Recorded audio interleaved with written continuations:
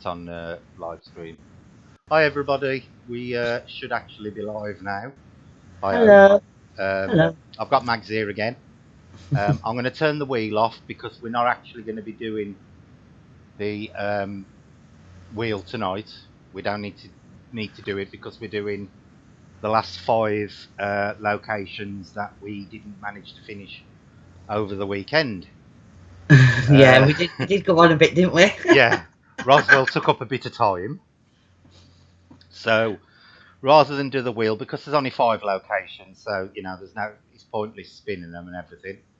So I'd just like to say hello to everybody again. So we've had a quick conflab, and the first one we've decided we're going to do is the Tower of London, obviously in London.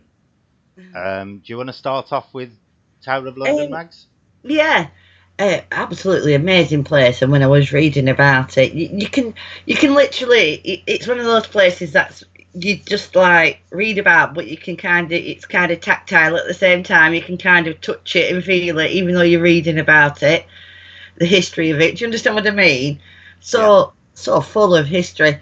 Um, Lots of different hauntings. I think the story of the princes was kind of like my favourite. And they actually did find the body, didn't they, of two little boys? They did, yes. So that's sad, but on a paranormal sense, it's kind of good. Um, but you can just imagine the pain there, Brett, can't you? You can just imagine all. I mean, it was literally a prison, so the pain and the suffering and the degradation that these people actually went through, Yeah. you know, it, all this has got to leave a mark. And I suppose in the paranormal field, we'd call it the stone tape theory to a lot of degrees. Of course, Anne Boleyn, she's the big one there. Yeah. Is it this? Is it the tower where she's seen, or is it or is it where at Hampton Court where she's seen with her head under her arm? She's seen with her head under her arm in various locations around the tower, apparently. Yeah, which is a bit weird, isn't it? I don't know why she would carry it like that, but um, I love that name, Lou Avoider of Death. Sorry, so just go in chat. I am on the cast. Yeah, it's crazy. I do think probably 90% of it's residual. Mm-hmm. There probably is some active haunts, but when I was reading through all these, I do think a big chunk of it, and do you know that really wouldn't surprise me anyway because of the, like I said, all the pain and feeling that over the years. The other story I read and we just spoke about actually was the sighting of a bear, a ghostly sighting of a bear. Which Apparently, is a really weird thing to be spotting in the which is a Tower really of weird London. thing, but it's not when I mean, did you But read the? saying that, Mags, I do believe that they have actually dug up in Yeah, they London the did. remains of a few bears. Yeah, they did. But it's not really considering what we was talking about um, on your other live the other afternoon when we just went out for a chit chat about how many people like even back then actually had these kind of animals and things like that. Yeah, but to be honest with you, Mags, in the time of Henry VIII anyway, bears were still wandering wild Yeah, yeah, they in the were. country. They were Yeah, still native. They yeah, were still definitely. native, so Hi, Samantha. Um, Yeah, so it, but that was the case that I read where this ghostly bear attacked one of the guards. Apparently, he died the next day. yeah. So the story goes, probably from shock, a heart attack from shock or something like that. Because I mean, a ghost's one thing, a ghostly bear attacking you is kind of a different on a different level, isn't it? Yeah. Do you know? Mama Do you Cass know has what I mean? started the compulsive gambling already. Have they? Oh dear. Yeah, what I'll give you a quick rundown of ghosts in order of what they appeared, basically. The first ghost, or one of the earliest ghosts that was actually reported at the Tower of London, was actually the ghost of Thomas à Becket. It is believed that he was killed by the grandfather of Henry III, I believe it was. Mm. And in guilt, he basically constructed a chapel for him, which stopped the hauntings. But while they were actually constructing the inner curtain wall at the Tower of London, it is claimed that the ghost of Thomas a Becket actually demolished part of the wall by striking it with his cross as a ghost. That was Right. one of the first ones. The next, probably one of the most famous ones, is that of Arabella Stewart. Now, she married William Seymour, who was the nephew of Lady Jane Grey, who was queen for 9 days, I believe. Apparently, the wedding wasn't sanctioned by James I, so the marriage was frowned upon. They were Yeah. arrested. Arabella was basically imprisoned under house arrest, and William was imprisoned in the Tower of London. She decided to try and rescue him, which went cock up, and basically they both ended up imprisoned in the Tower of London, where she was apparently murdered, so I believe. And her ghost is seen round the Queen's House on Tower Green, is where she mainly Yeah. appears. They think she's looking for William while she's running around the tower. Obviously, the most famous one is Queen Anne Boleyn. She's seen headless normally, well, with her head under her arm, ran the execution site, which again I think happened on Tower Green. Hi Yeah. Elizabeth, I think that's where she appears Yes. mainly, but she also appears in various places around the tower locale, because the Tower of London is actually quite a very large area. Yeah, It yeah, ain't it just the is. tower itself. It's a very large enclosure. The other famous ones, obviously, were the royal twins, Yeah. Edward V Shit. and his brother Richard. Um, it is claimed that they were murdered by their uncle, the Duke of Yep. Gloucester, because he wanted. They were declared. Their birth was declared illegitimate by Parliament, and obviously they were imprisoned in the tower. They were seen for months playing around the tower, and then they suddenly vanished. It's Mhm. rumoured that they were murdered by the Duke of Gloucester, who was their uncle, because he wanted the throne, Mhm. and that the bodies of two children were actually discovered under a staircase in the White Tower, and that is where the ghosts of these two boys, dressed in their nightshirts, clutching one another and Yeah. screaming, are mainly seen. They are seen in the room where they were imprisoned as well, but the main place is actually on the stairs of the White Tower, is where they mainly appear. The other big ghost that appears at the Tower of London is the one they refer to as the White Lady. Again, she's another multi-location ghost, and this one's quite interesting because this one appears to be more of an intelligent than a residual haunting, or she's actually a combination of both. Because she's often seen looking out of a window in the White Tower, waving at children who are standing in the building opposite when they visit the Tower of Yeah. London, and she's got a particular fondness of waving to kids Mm. from the tower window. So in that respect, she's an intelligent haunting. She's also seen leading a procession up the aisle of St John's Chapel, but that seems to be a more residual haunting. But her perfume apparently can be smelled in the entrance to the St John's Chapel on quite a frequent basis. Yeah, and there is Catherine Howard who's supposedly seen, but she's usually seen running down the gallery. So I would say that's a residual. The story goes that when Henry VIII first tried to get rid of her for adultery, Can was you just it? carry on a sec, Max, because Jace is ringing me? Okay. I think when he first tried to get her done for, obviously falsely for adultery, he'd met another one.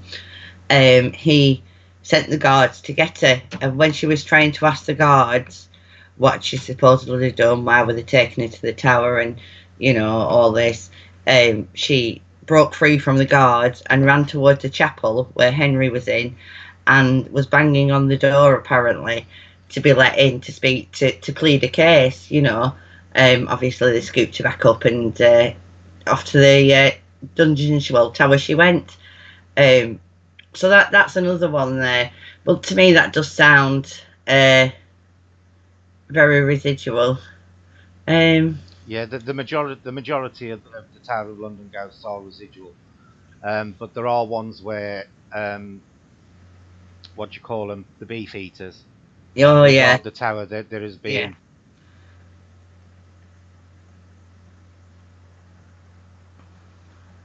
Mona. I've actually got investigation videos on my channel that we've done, and we're actually doing one this weekend as well in a cemetery not far from here.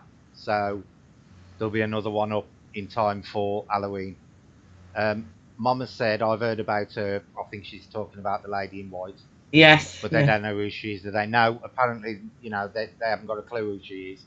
But what you've got to remember is there were a lot of people executed at the Tower of London, and it was the favourite spot to mhm, do in the upper classes. So she could be one of a number of you know upper class people, yeah, but they've yeah, they've, they've never actually sussed out who she is. But she's a really interesting one because she is intelligent when she appears in the tower window because she selectively waves at children.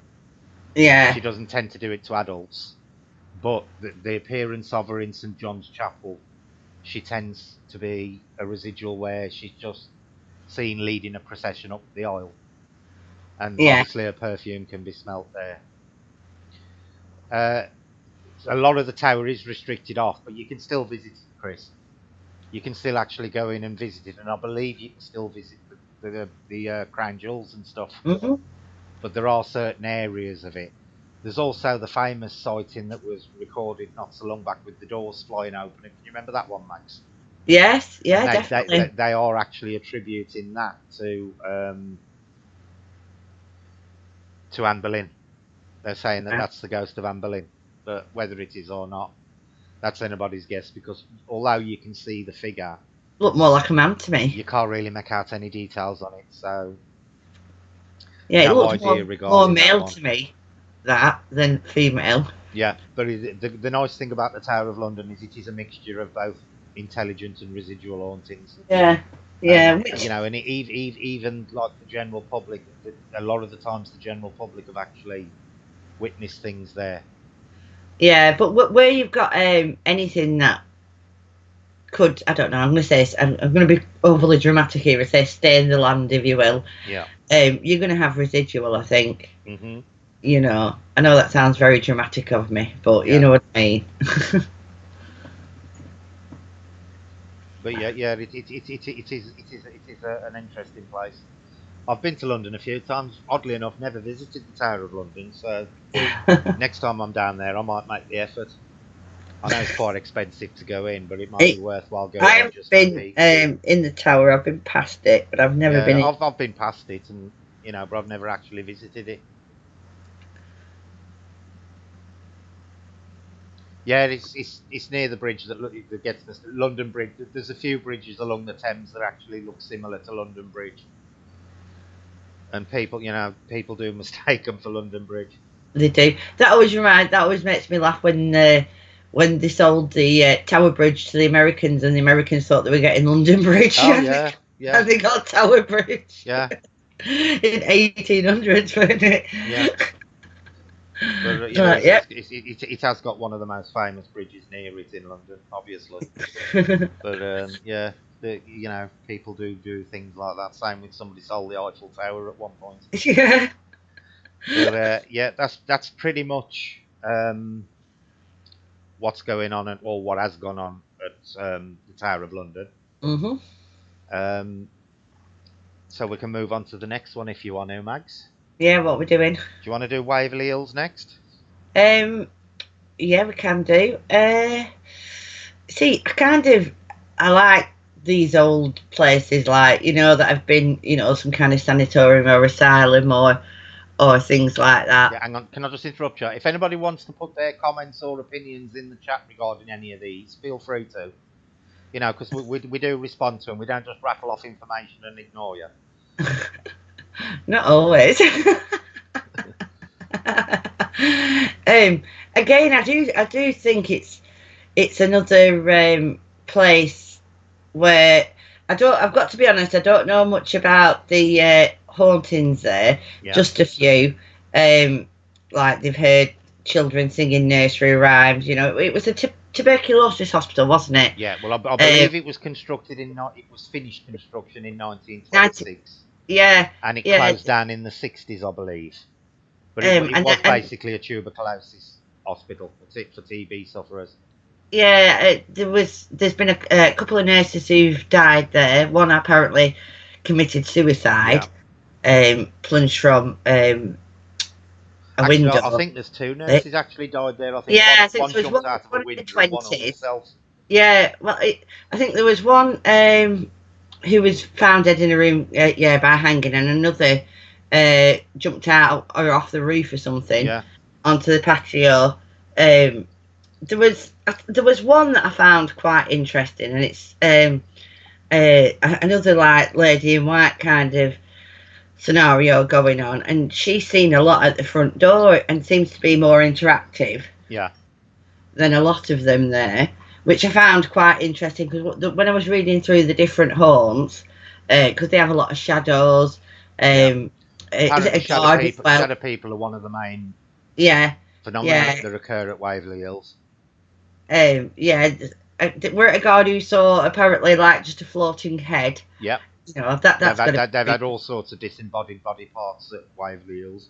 Yeah, that's in quite creepy, but like I said, they have had lots of different sightings. I think a lot of them are residual. Again, it was a place of suffering, wasn't it? Not for the same reasons as the tower, but for medical reasons. And they did a lot of experiments, if I remember rightly, at Waverley Hill, which were quite cruel and unusual experiments, trying to different techniques on trying to heal tuberculosis. To the point where I think one of them was one of the doctors there got in trouble, if I remember rightly, Mm-hmm. because he was doing these like illegal tests on people. Yeah, that's right. They were experimenting on all sorts of, Yeah. because they were viewing them as they were going to die anyway. So Mhm. let's make use of them. But they were making use of them before they were actually dead, Yes. which was the Yeah. problem. The other Yeah. famous thing to mention about the hospital is, at one point, they were dying at such a massive rate. They Mm. had what they called the body chute installed in the hospital. Yeah. And Oh. basically, it was the equivalent of a rubbish chute in an high rise block Yeah. of flats. And they literally just used to tip them down this chute to the Yeah. mortuary at the bottom because they were literally dying that fast. Yeah. Which Um, is scary, isn't it? I've lost my notes on Waverley. I can't remember Which what? which state it's in. Is it Kentucky? Hang on. I'll just let me I've lost open my the notes page. on Waverley. I'm just trying to open the page.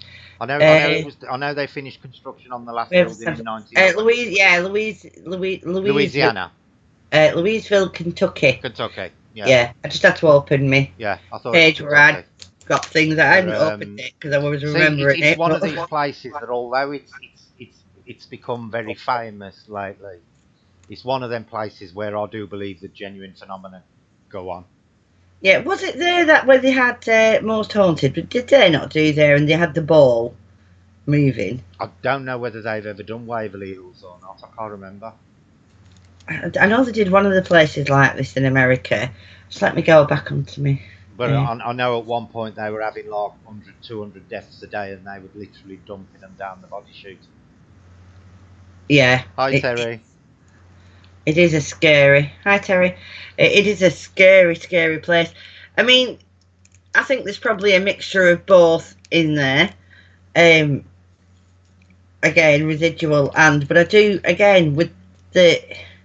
It probably seems more active than it actually is because I think a percentage are residual. Yeah, well, there was actually somebody living there. I don't know whether they still are, but when they bought the property, they've got a living caretaker now, and Right. I think it might be owned by a woman now. Don't quote me on that, But I know that it was at one point, and they'd got a caretaker, and she's had some right experiences in there. What is really interesting to note is it's one of the most famous places for shadow people, Yeah.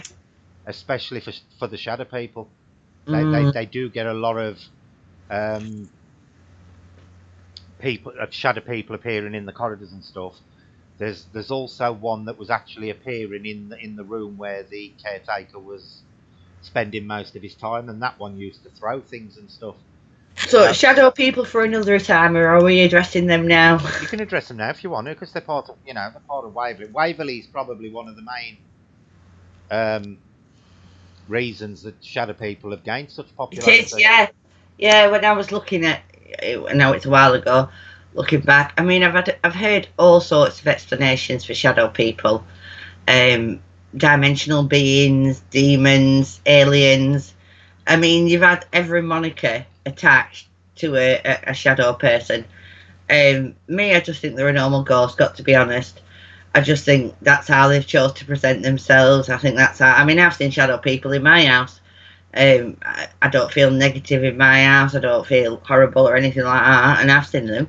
So, and in proper solid black. So, I don't necessarily think they're aliens.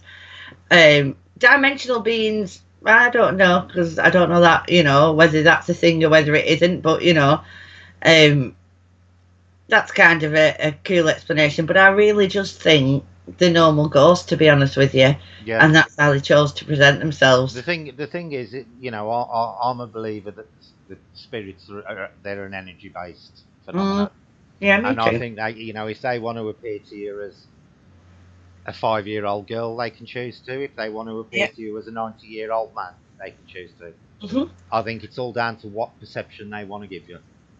And I Yeah. think, maybe, appearing in certain forms is easier than others energy wise. I don't know.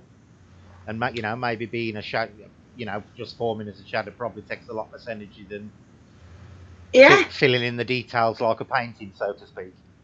So Exactly. who Yeah. knows? Who knows? Yeah. So if I croak it before you, Brett, and you suddenly see, I don't know, um, oh, Halle Berry standing at end of your bed. It's actually just me, and I've Yeah. just chose to come back as Halle Berry for. But I do believe that, they can even just appear as an orb, even though mags don't believe in them. I think spirits can appear to you however they choose to. I don't think they're in a fixed form. I think they just choose what they want to be at The any thing is, particular right, point with in time. orbs. Now I'm talking orbs caught on camera here, Yeah, right? There's too many, in my opinion. There's too many other explanations. Now, when Andy was on in the chat a few weeks ago, and that we were talking about orbs in with our own eyes, I've never had that experience, so it's not something that I can comment on or yeah, really have an opinion on.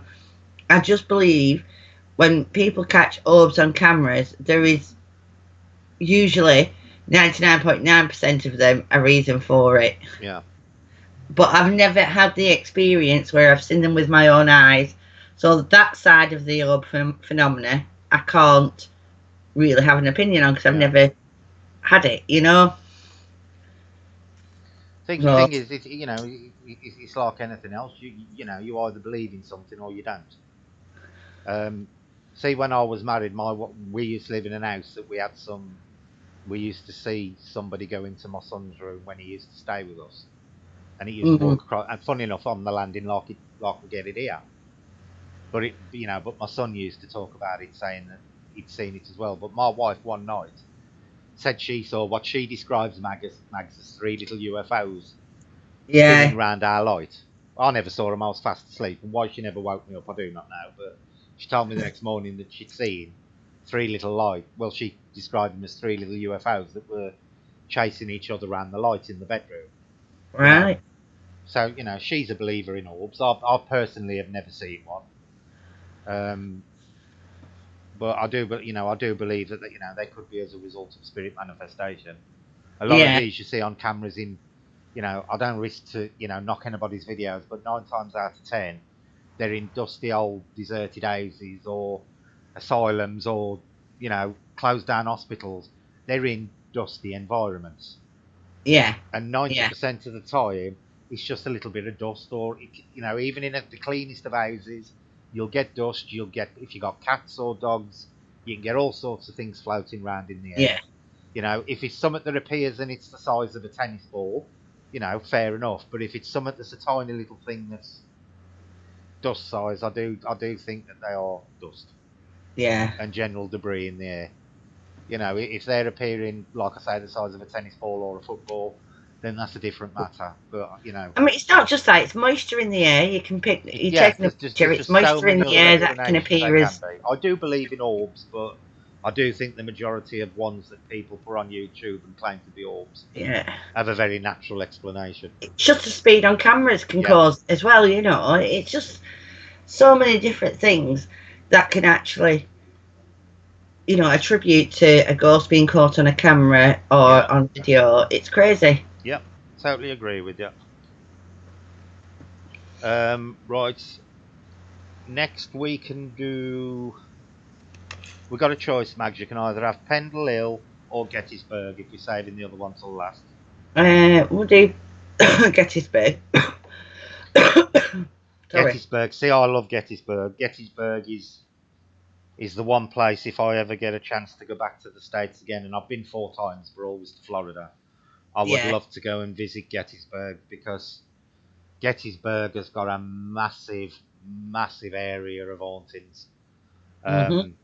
Obviously, the majority of them are linked to the um, American Civil War Battle of Gettysburg that went on, Yeah. which occurred in July.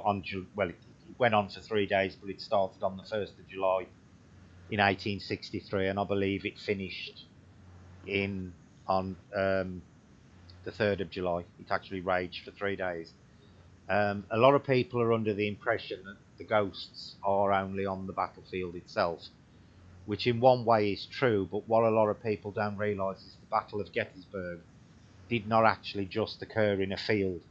It No. occurred over the entire area, the entire town of Gettysburg. The Confederate soldiers occupied the north part of the town and actually controlled Gettysburg during the main part of the battle, and the Unionist soldiers um, actually occupied the south. And it all came to a head on the 3rd of July with obviously a Unionist victory. And General Lee's forces were soundly Crashed. trounced, shall we say. There are, Christ, 20 more different locations in Gettysburg that have very famous um, appearances. Oddly enough, a lot of them are pubs, believe it or not. They are Yeah. inns and stuff. But that was because they either used a lot of them as forward posts for attacking, or they were used as temporary hospitals. Yeah. Field hospitals they used him as, didn't they? There's a famous one that appears in the Balladary Inn, which Yes. apparently is a Unionist soldier that appears on the stairs. Yeah. He appears quite a lot, and he apparently, interestingly enough, appears to be interactive. He Mm. appears to be an intelligent haunting, which is quite interesting. There's also one that appears at the Dobbin House Inn, which is, again, a Confederate soldier whose face appears in the window on the second floor. His ghost, I believe, is more of a residual one. He's less interactive, but he is one of the most frequently seen ones, I believe. And he's often seen looking out the second floor window of the Dobbin House Inn. The Jeannie Wade house is like very famous, isn't it? There's the Farnsworth Inn, Mm. where there's all sorts of things go on there. Again, it's more soldiers and stuff, but there's that one tends to have poltergeist activity as well, which I think is rather interesting. Gettysburg College. Now, this is the one of the most interesting Yeah, locations in it is Gettysburg, interesting, that one. because here they have ghosts, they have time slips, they have all sorts happening here. There are people who have actually claimed to have entered Gettysburg College and actually gone back to the time of the actual battle. Yeah. and they have witnessed part of the battle going on, and they've seen the Mhm. soldiers in and around the college as full flesh and blood figures rather than as ghostly looking. Yeah. It is, as far as I'm aware, it's the only place in the area of Gettysburg where time slips occur or claim time slips. Yeah. But it is one of the most interesting areas in Gettysburg. There's also Doubleday Inn, where there's actually a mass grave of North Carolina soldiers buried just Yeah. outside that place, and they are actually seen rising up out of the ground, which I Yeah. suppose would be quite freaky if you were watching anything like that. The final one, which is the interesting one, is the Jenny Wade house. Mhm. Now, Jenny Wade was the only civilian killed in the Battle of Gettysburg, believe it or not, and she was actually killed by a stray bullet as she Oh. was making bread for the Unionist soldiers. Um, Yeah. Came through all, didn't although it? it's called Jenny Wade's house, it wasn't actually her house. It belonged to her sister Georgia. The problem was the house was located smack bang in the middle of no man's land during the battle, so it was being riddled with bullets by both Unionist and Confederate soldiers.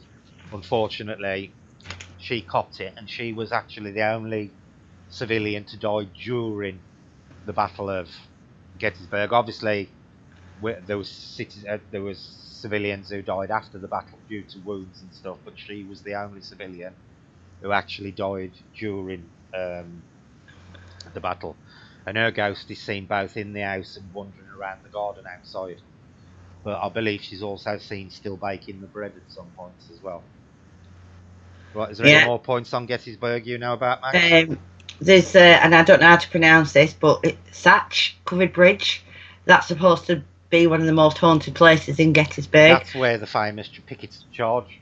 I think they Mm, charged over there. That's supposed to depict the final charge as they charge yeah, across the bridge. they've had all sorts of pictures been picked up there. Images supposedly Yeah, of ghosts. yeah. Lots of mists and orbs. There you go. Lots of mists and orbs pictured there, but it is supposedly one of the most haunted places that there is. So around Gettysburg. Hi, So Joanne. there's places in Gettysburg that are near the water that are supposedly haunted. And if you want to do a nighttime investigation, you've no chance because they just don't let you in them at night anymore. So it Mags, kind of scuppers. just to quickly interrupt you before I forget.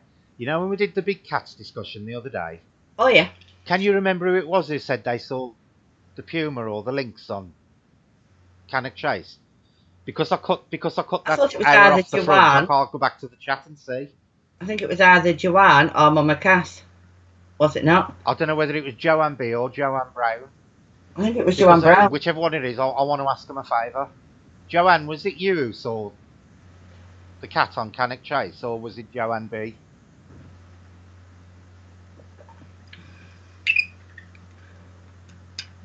It's alright, we've got to wait for the pause because it's about 15, 20 seconds, isn't it? So I'll wait for Joanne to answer that. I can't remember whether it was Joanne Bra. Joanne, could you do me a big, big favour? Can you write down for me exactly what happened that day and email it to me, please? At aboveparanormal@gmail.com.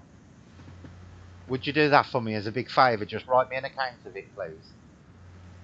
Because I do want to do a big cat, a proper video on big cats, and it's nice to have somebody who's actually witnessed one. And I'm going to ask Sam as well if she'll do it. Yeah, sounds. Because Sam's is rather funny, especially when I thought she said she climbed up the tree after it. I just thought she was sat on a branch next next to the cat. I thought she climbed up the thing with the torch, trying to coax the bloody thing down. Yeah, I Sorry did. I about thought interrupting she's the brave. Gettysburg bit, but you can get back onto Gettysburg now, Mag. Sorry, it was only while I remembered it. Yeah, no, I just think, like I said, a lot of places they don't allow you to actually investigate after night now in Gettysburg, which, Yeah, you know, how most ghost hunters. I mean, I don't think it actually makes a difference, to be perfectly honest with yeah, you. But a lot of places are, yeah, a lot of teams want to do it at night time, don't they? I think they like to use their night vision because it makes it look spooky. But it's just an amazing place. The amount, when I was actually looking into it, the amount of places and buildings that are haunted or supposedly haunted is absolutely crazy. Yeah.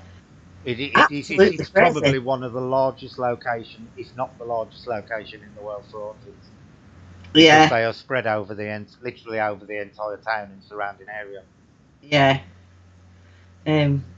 What did Mona say there? Mona said she wished she'd been born here. See, no, I'm the opposite, Mona. I love the States. But I suppose everybody loves somewhere where they don't live. I mean, also, we're not a big country, Hmm. so wherever we are, we're there within, like, I don't know, 8 hours, 10 hours drive, aren't we? Yeah. So it's kind of like things are really accessible towards the places here in a way. So I suppose when you look over the expanse of the states, all the haunts that are over there, it's kind of crazy, isn't it? Yep. But Gettysburg is, if to be honest with you, I think I'd rather go to Gettysburg than Waverly Hills, if I'm Yeah, honest. I It is would. the one place in the States I would love to visit for an investigation. I Yeah, me really too. would. Because I think that, the entire history of what went on over them 3 days compared to what is now witnessed is absolutely amazing. Yeah, Okay, yeah. have you got anything else to say on Gettysburg, or we'll move Um, on to the next one? no. Okay, the next one you can start with because this place is very local to Max, which is Yeah. Pendle Hill. It's absolutely.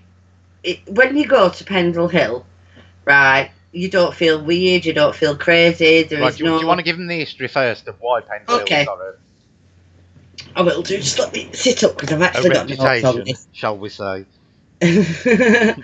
Hang on. Right, so I'm going to read a bit out here. So, at the assizes at Lancaster in the autumn of 1612, 20 persons, of whom 16 were women of various ages, were committed for trial, and most of them tried for witchcraft. The names were Elizabeth Southerns, alias Demdike, Elizabeth Device, daughter of Demdike, James Device, son of Elizabeth Demdike, Alison Device, daughter of Elizabeth Device, Anne Whittle, alias Chattox, Anne Redfine, daughter of Chattox, Alice Nutter, James Bulcock, John Bulcock, son of Jane Bulcock, Catherine Hewitt, alias Mould Heels, Elizabeth Robury, and Margaret Pearson. Now, what people don't understand is they were actually the only ones from a very close area that were actually done. There was also another set of people accused of witchcraft who come from Salisbury, which is 8 mile away from Pendle, and they were called the Witches of Salisbury, and they were also tried all around the same time. It's Jeanette Bailey, um, Jane Southworth, John Ramsden, Elizabeth Astley, Alice Gray, Isabel Sidegraves, and Lawrence Hay, and they was all done at the same time.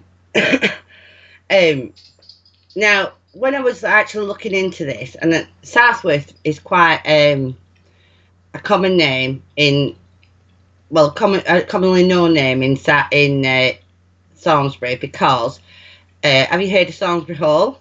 Yeah. Which is one of the most John Southworth owned Salisbury Hall, right? Now, one of the ghosts at Salisbury Hall is supposedly his daughter, and her wanting to be partner. It was a Catholic Protestant thing, you know how they all were around the time. Anyway, Jane Southworth was actually his daughter-in-law, and what had happened is, again, it was a Catholic Protestant thing, and he didn't want his son married to Hi, her. Andy. So what happened was he actually put a little word in the shell, like of somebody, like the Witchfinder General, and got her accused of witchcraft, even though she wasn't. But yeah, so there was absolutely loads that went on all at the same time within a short place. There was I do believe, though, and I do think Pendle Hill is not haunted at all. I do think, well, we know that all these things took place. Mm-hmm. It's literally wrote down in history. Hi, Andy, you're right, mate. But the hill, I don't understand why people would think. I mean, it's a fair old trek up there, and I haven't done it in adulthood. I've only done it when I was younger. And if I stood at the base of it now and looked up, I'd be thinking, some of these women were in the 80s, right? There is no way that we're trekking up there on a regular basis to have cover meetings or. Do you understand what I'm saying? Yeah. It doesn't make sense for me. Now, Pendle Woods, which is Pendle Forest area rather, which is all quite close. In there, you could kind of understand they would have meetings. Yeah. And I actually went quite into this. They found a house, didn't they? I'm not sure how long ago. Yeah. Recent history, and they tried to say it was it Elizabeth Device's Dem Dykes or Yeah. Dem Dykes? I'm not sure. House. It wasn't. They've actually said the structure itself isn't old enough. When they've actually tested it, it's just because they found a dead cat buried in the wall, and this is why they've tried to say it was a witch's house. But non-witch people, because they actually came from that area is very superstitious. The whole area is a very superstitious area because of the Pendle and Salisbury witches. People used to do that because they was told it would protect against any negativity, any curses, any haunts that were sent to them. So, actual people used to do it, just people who weren't really for protection. Because, like I said, the whole area lived in fear after the Pendle witches. Yeah. It's absolutely just crazy. But I do think that these women were healers or had some form of, knowledge of herbs and things like that in healing. Yeah. I don't think in any way, shape or form they were. So, do you think that the cottages and the crops that they do know are there that they claim are haunted or not? Ooh. Well, Alice Nutter did live at Old Hall, right? Yeah. Which is one of the places. That's proven she did actually live there. The family wasn't a poor family as you would think of. When you think of these women, you think of them as all poor and, and they weren't. A few of them owned land and was quite wealthy for the time. Not wealthy, but quite in good standing. Yeah. I believe that, yeah, because I mean, at the end of the day, these women were badly done to. I mean, severely badly done to. Right. I mean, they were done over, weren't they? Yeah. Would you not want to come back and have a bit of vengeance? Well, yeah, probably. Yeah. So, yeah, I do believe some of the places where there is a structure, and, even at Lancaster itself, you could imagine them wanting to come there, it was actually a crazy time. And for one of their own family, I mean, there was no nepotism going on in the Device family, were there? No. I mean, it was Alison, the granddaughter and daughter of two of the accused, that actually condemned them, wasn't it? Yeah. So, See, I think a lot of what went on in them times, it was because people were a lot more. I hate to say the word ignorant, but that's probably the best way to describe them. Well, it wasn't learned. Not everybody could read or write. A lot were illiterate. The witchcraft trials were just used as a way to settle personal grievances. And to maybe further their own, prosperity and stuff for whatever reason. And some of it, why do you think sexist. Pendle has remained to this day so popular about it when there was other areas in the country that went through the same, if not more, extreme versions of it? Hi, Why do Julie. why do you Because I think don't think Pendle itself? it was never forgotten.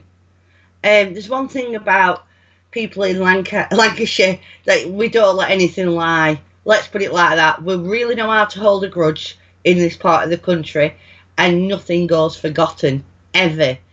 So do you And think it's just a case of localized I, outlook? like I said, they were scared. I mean, you can understand every man, woman, and child in that area were petrified Yeah. right through the 1600s into the 1700s, you know, and they were petrified, absolutely petrified that this would happen to them because of the amount of people that it happened to, and Yeah. known people and well-known people. And I think it was a case of, we won't forget. Hmm. You know, history won't repeat itself, and we won't forget. Yeah. And I literally think that's what it were.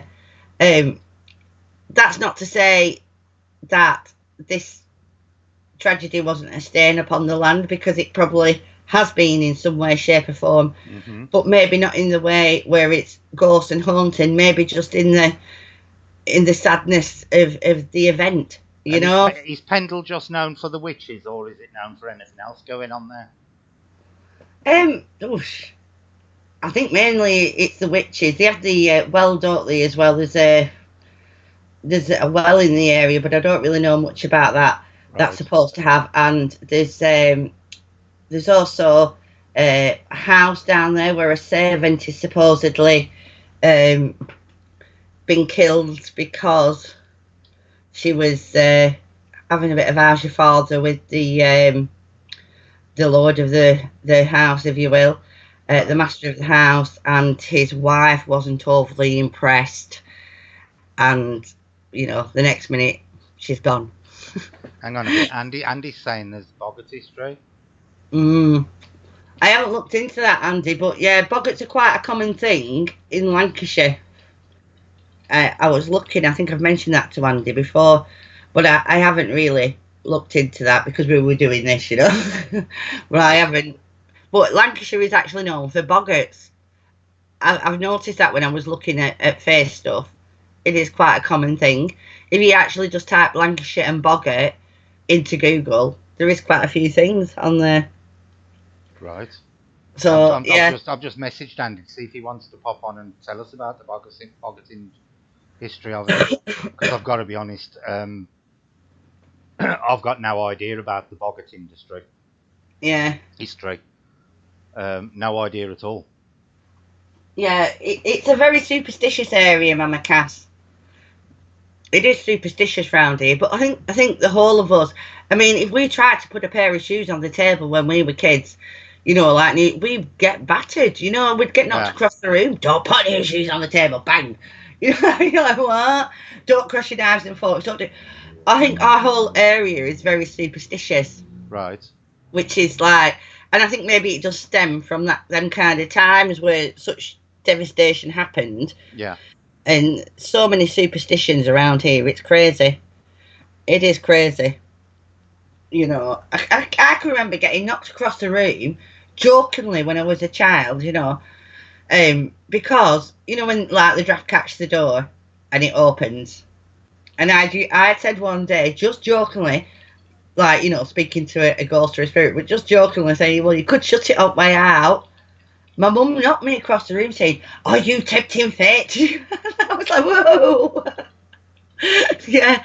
So, but she's Irish, so they're another superstitious, like based country, aren't they? So it is, but it's very old. When you go to Pendle, there's so many lovely old buildings, old structures, old houses. The whole area is very. It's like stepping back in time, Yeah. you know. And this is again is one of the other reasons that I don't think they've ever forgot, and that's why it's still prevalent now. They literally keep it in the forefront. Do you know what I mean? Right. They make sure we don't forget. Sorry,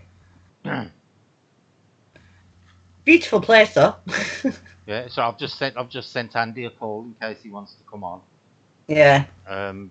Because that's something I would like to hear about that. Because Yeah, I like. I've got to be honest, you know, I don't know anything about the Boggart history of the area. Are there any Yeah. famous battles that have gone on there, Max? Um, I'm not sure. Salisbury saw a bit of action in the Jacobite Rebellion, but the big battles happened here in my hometown. Right, Um, that's where the big battles happened. We had two which are recorded, and they're both actually known as the Battle of Preston. One was 1647, and where actually Cromwell came to Preston, and the other was 1715, which literally took place on the land that I'm on. It was the last battle to be fought on English soil, not British, because there was one later on up in Scotland, Jacobite Rebellion time. yeah, But yeah, it was the battle that took place on my land was the last battle to take place on English soil. We have an area only 500 yards away that's called Gallows Hill. And just right next to that, two bodies were actually dug up in early 1900s, headless, and they actually found out where the heads went. right, One went on a pole outside of, and they were from like the 1715 battle. One was displayed on a pole outside the town hall in Preston, and the other was sent to Lancaster and put on a pike outside Lancaster Castle. You know, they was deterring any other uprisings, I suppose, by displaying the heads. yeah. So Okay, yeah, okay. Right. I don't know whether I don't think Andy's come on, has he? I don't know, to be honest. No. Well, if he wants to come on, he can just give me a shout and I'll send the call again. So, right, do you want to move on to the final one then? Yeah. Right, the final one is 284 Green Street, which most of you will probably know better as the Enfield Poltergeist. Yes. Um, right, Do you want to start with this one, and I'll? yeah, this all started in August of 1977 at 284 Green Street in Enfield. A woman named Peggy Hodgson called the police to claim that something was throwing furniture around in her house and was terrifying her and her four kids. Eventually, it went on for 18 months. It centered mainly around um, Peggy's two daughters, which was Margaret, who was 13 at the time, and Janet, who was 11. Mainly Janet more so than Margaret. Over the 18 months, it was investigated by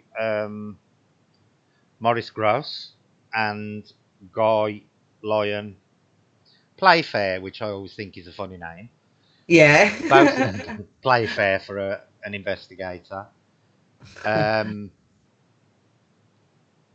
Oh, right, okay, Mona. Yeah, no problem. Um, like I say, most of it basically centered around Janet herself. Um, she was witnessed levitating off the bed. Um, Knives and forks were being bent Uri Geller style, and the most famous part of it was a voice Oh, that voice was of a creepy. gentleman that she claimed was called Bill, who used to live in the house before her. In 1978, the house was briefly, and I do say briefly, visited by Ed and Lorraine Warren. Now, there was a lot of professional jealousy went on between Maurice Gross and the Warrens, and from what I can ascertain through researching up on it, they were apparently only there a couple of hours at most, and they were kindly asked to leave. So everything that you see that went on in the later film concerning the Enfield ghost, which was, I believe, The Conjuring 2, was it the second one? Yeah. Is basically all made up. The Warrens were not as heavily involved as the SPR were. Um, what is important to note is that it has since been proved that some of the evidence of the Enfield poltergeist was in fact um, faked by Janet and She says 2%, Margaret. Yeah. but once Including you admit bending that, spoons and hiding recorders and things like yeah, that. yeah, What but is once you interesting admit to that note some, of the night in August of the original phone call that Peggy Hodgson made to the police, uh, the call was attended by a policewoman and a policeman, and during the Mhm. call, a policewoman actually witnessed a chair rise a few inches up off the floor and slide 4 feet across the kitchen, yeah, totally untouched by anyone. And that policewoman actually has gone on the official record to state that was exactly what she saw. There's been a lot of speculation regarding Janet over this voice of Bill. Um, mm, Supporters of the Enfield poltergeist claim that the voice she was making would be physically impossible for her to sustain for any length of time well, without causing herself damage they to did her larynx. approach speech therapist, didn't they? Yeah, And the to speech therapist said there was no way that it could be done. yeah. The SPR have since done conferences where this has been discussed, and they have put forward evidence to say that it could quite easily be done. So it comes down to whether you're a believer or not in this. Yeah, Um, to this day, both Janet and Margaret, still insist that what happened at the house did happen, but they do admit to faking about 2% of the phenomena that mm, went on there. Another thing to note is that Maurice Grosse was a little bit obsessed with the case and, again, was yeah. tempted to exaggerate some of his evidence. I do think that Morris did a lot of it because he'd lost his own daughter Yeah, the year before in a motorcycle accident, was it? If I remember rightly, and I think he was hoping to prove an afterlife. That's kind of why he got into like the psychical research and all that. It's because he was actually wanting to prove an afterlife because he'd lost his daughter. yeah, And now I think seeing these young girls kind of put it on him a bit, and I think he wasn't biased. He wasn't as biased as he could have been or should have actually been when you're doing an investigation. Because I do believe he wanted that proof for himself more than actually for the people in the house. To be quite yeah. honest. See, there's the famous photographs of Janet levitating off the bed. Just like she's jumped to me. Yeah, the problem with those two photographs do look like, they could easily be explained as a Mm. jumping across the bed. The fact that they also admitted to the fact that they faked some evidence hasn't helped the cause, but to give them the credit, Peggy Hodgson, until her dying day, insisted that what went on was Yeah, true. and she stayed in the house, didn't she? She Yeah, didn't. She Janet didn't and leave the Margaret house. still to this day insist that the vast majority of what occurred in the house actually occurred in the house and was not Uh, faked. there was also an incident where a woman walking past supposedly seen Janet like levitating up and down in front of the window, weren't there? That Yeah, was another one of the sightings that was yeah, that was supposedly that was a seen. neighbour from the opposite side of the road actually saw her floating around the roof, Yeah, and horizontally as well, I might add, yeah, which is rather and that hard to fake. isn't that the time where she apparently got like nearly choked to death by the curtains going Yeah, around her neck yeah, as well. yeah. They also claim the curtains tried to strangle her. Yeah, What is interesting to note about the case is it was a phenomenon at the house was actually witnessed by over 30 separate people. um, I think one of the most convincing pieces of evidence is from the policewoman who attended the original incident when the yeah, chair actually rose and slid across the kitchen floor, and that was yeah. a- and that was a policewoman who was on duty at the time who attended the call and basically went on public record to state that was exactly what she saw, the chair rising and sliding about 4 feet across the floor. You see, the thing is, Chris. Yes, it was because the picture of her jumping was actually took by a news of the Mirror. We're at the Mirror, who Yeah, did the investigations. It was actually took by one of their cameras. it wasn't a camera that was there for the investigation. It was actually one of the cameras that was there from the newspaper that actually captured that picture. Yeah. So let's be honest, they're going to use it, aren't they? Yeah. See, the problem with this case is it's like, Mama Cass says, I'm not sure about what I think investigators desperately want to keep that running. Yeah. And then Chris says it's probably not a photo. It could be footage of her Mm. jumping around bedroom, but they won't show it. So they show the still shot for glory to find out. This is the thing, Chris.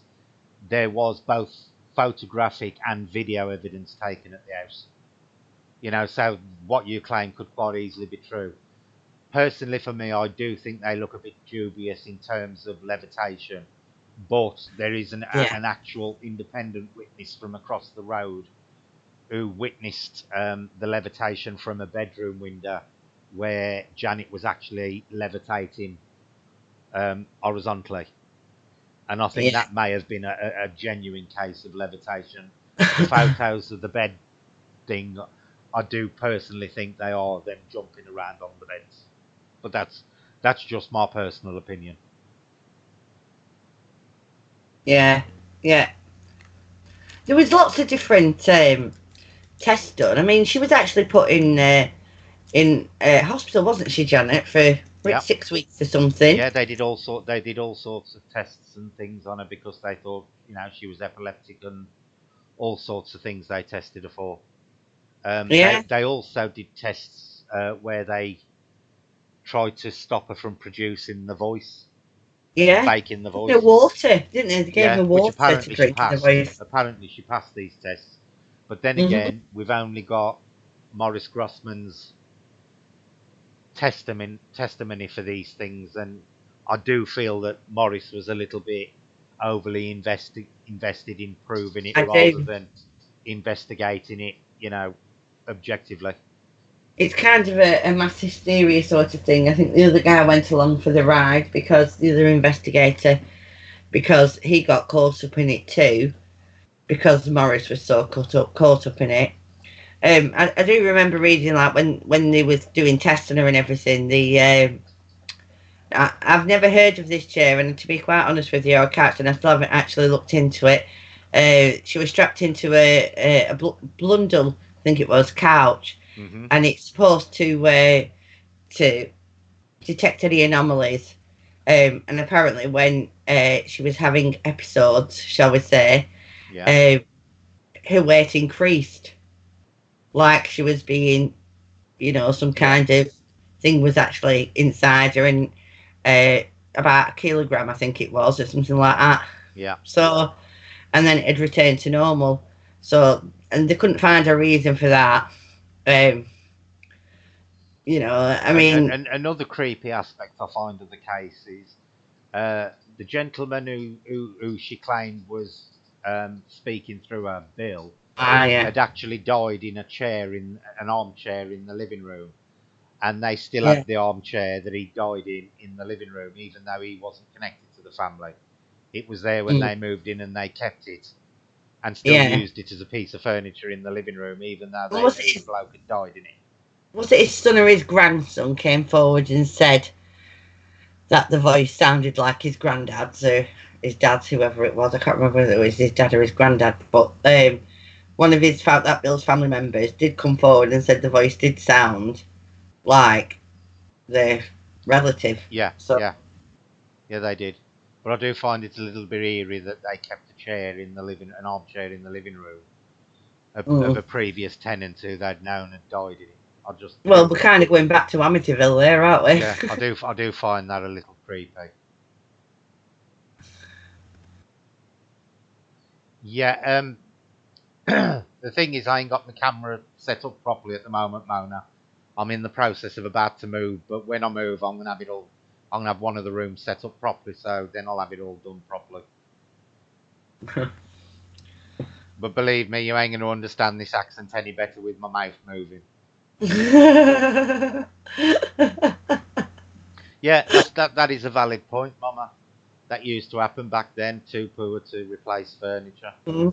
Another thing to note about the case is that they never actually sought money for the No, for they the didn't. story.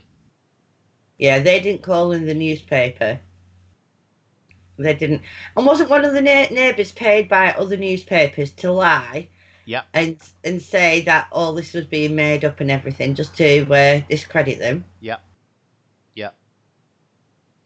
You You know, know? there was all sorts of controversy surrounding the Enfield poltergeist case. You Yeah. know, and like I say, they don't help themselves by faking some of it, but they did say that they did it because, and it's understandable, they were under pressure to produce evidence because there were so many people, you know, turning up and demanding proof and stuff, and the kids obviously Mm, at that age felt under pressure to produce something. So she was caught bending spoons. This is yeah. Janet. She was caught hiding tape recorders, and she was caught throwing books. You know, Yeah. but there was a lot went on in that house over the 18 months. So Yeah. whether they could have sustained it for that long and not been caught out in a lot more stuff is, you know, Which also that's begs the down to your difference. personal belief. Begs the question rather, why did it just stop? No idea, but there again, you know, a lot of people do believe that poltergeist energy dies off over a certain time because they believe it's linked to a teenager. My Yeah, own hormones and personal all that. my own personal experience of a poltergeist that I had when I was a teenager lasted about 8 months.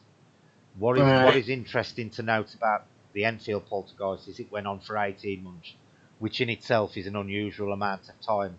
I've since learned for a poltergeist type haunting to continue. Apparently, they normally last. The average is between 6 to 12 months.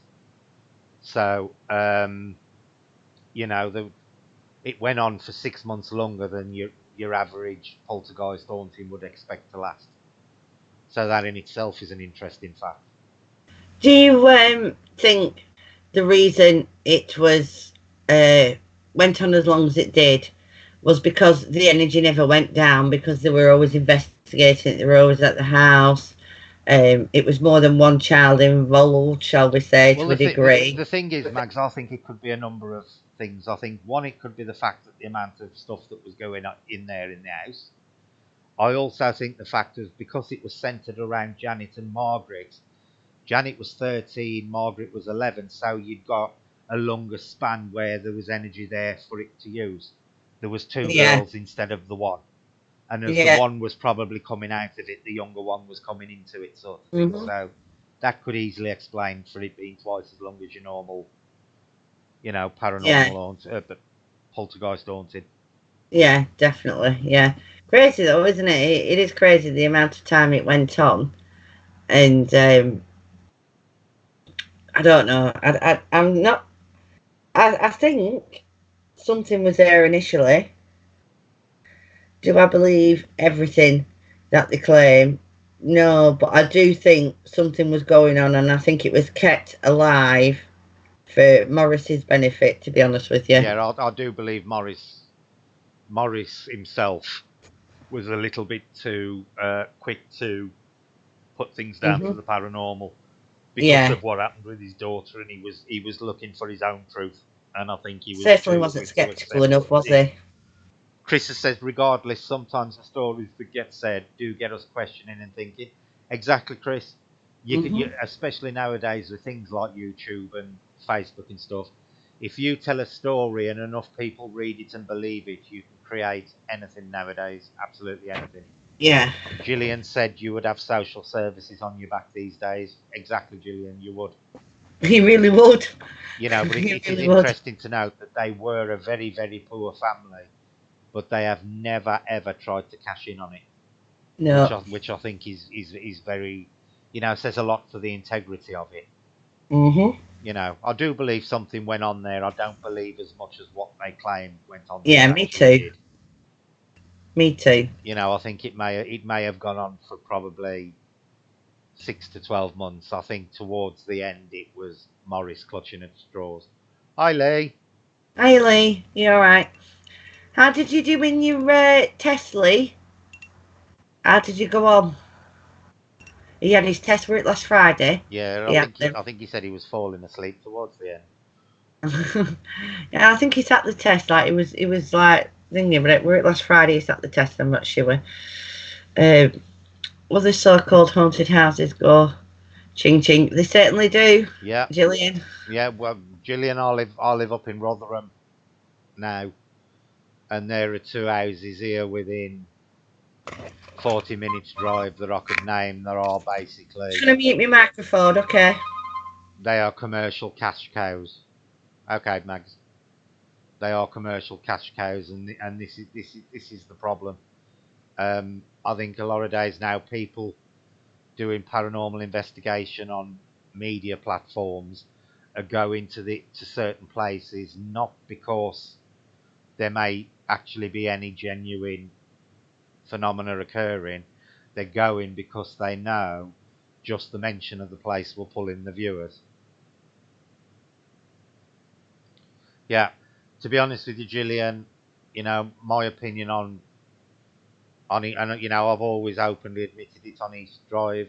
I don't honestly believe the place is active anymore. 30 East Drive, or if it is, I think it's only very, very rarely. And as for the Grey Street, I don't think that's ever been active. I think because of the types of people who live there and what the place has been used for, I think it's what has been seen and witnessed there is probably more chemically induced than paranormally induced. Shall I put it that way? Yeah.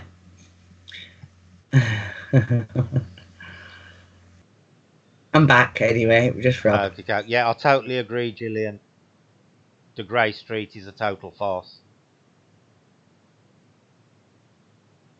Yes, same here, Jackie. I get fed up of East Drive and De Grey Street.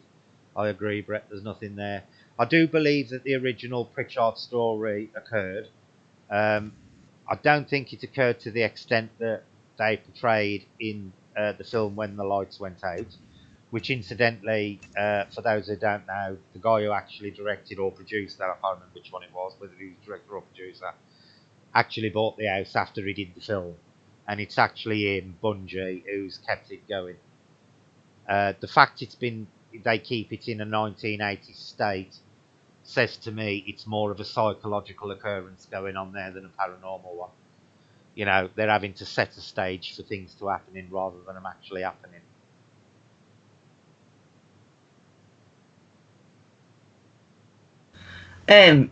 Lee, we have done a few actually. We've done Gettysburg, Waverley Hills, Pendle Hill, Tower of London. Help me out. What else did we do? Or Enfield. Enfield Poltergeist.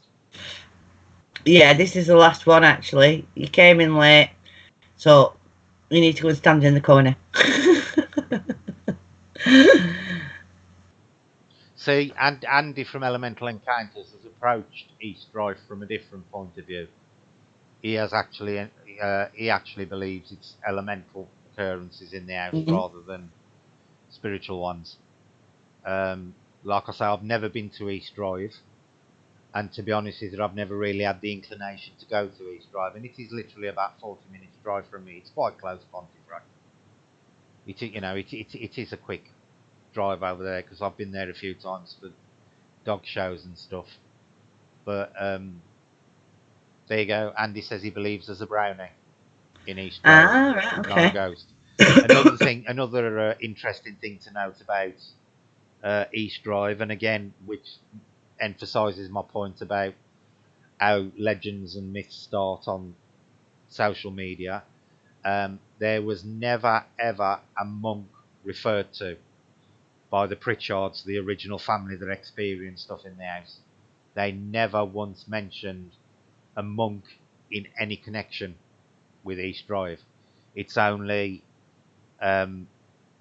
people since on the likes of YouTube that have decided it's a monk. There is actually Yeah. no connection to the house to a monastery.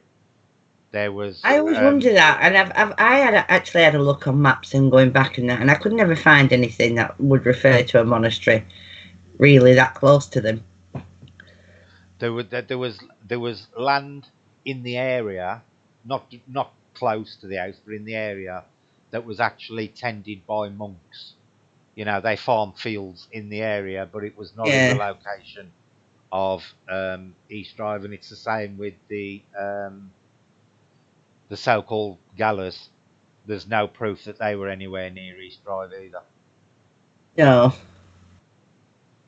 You know, but this thing about the monk has caught on, and everybody's just run with it.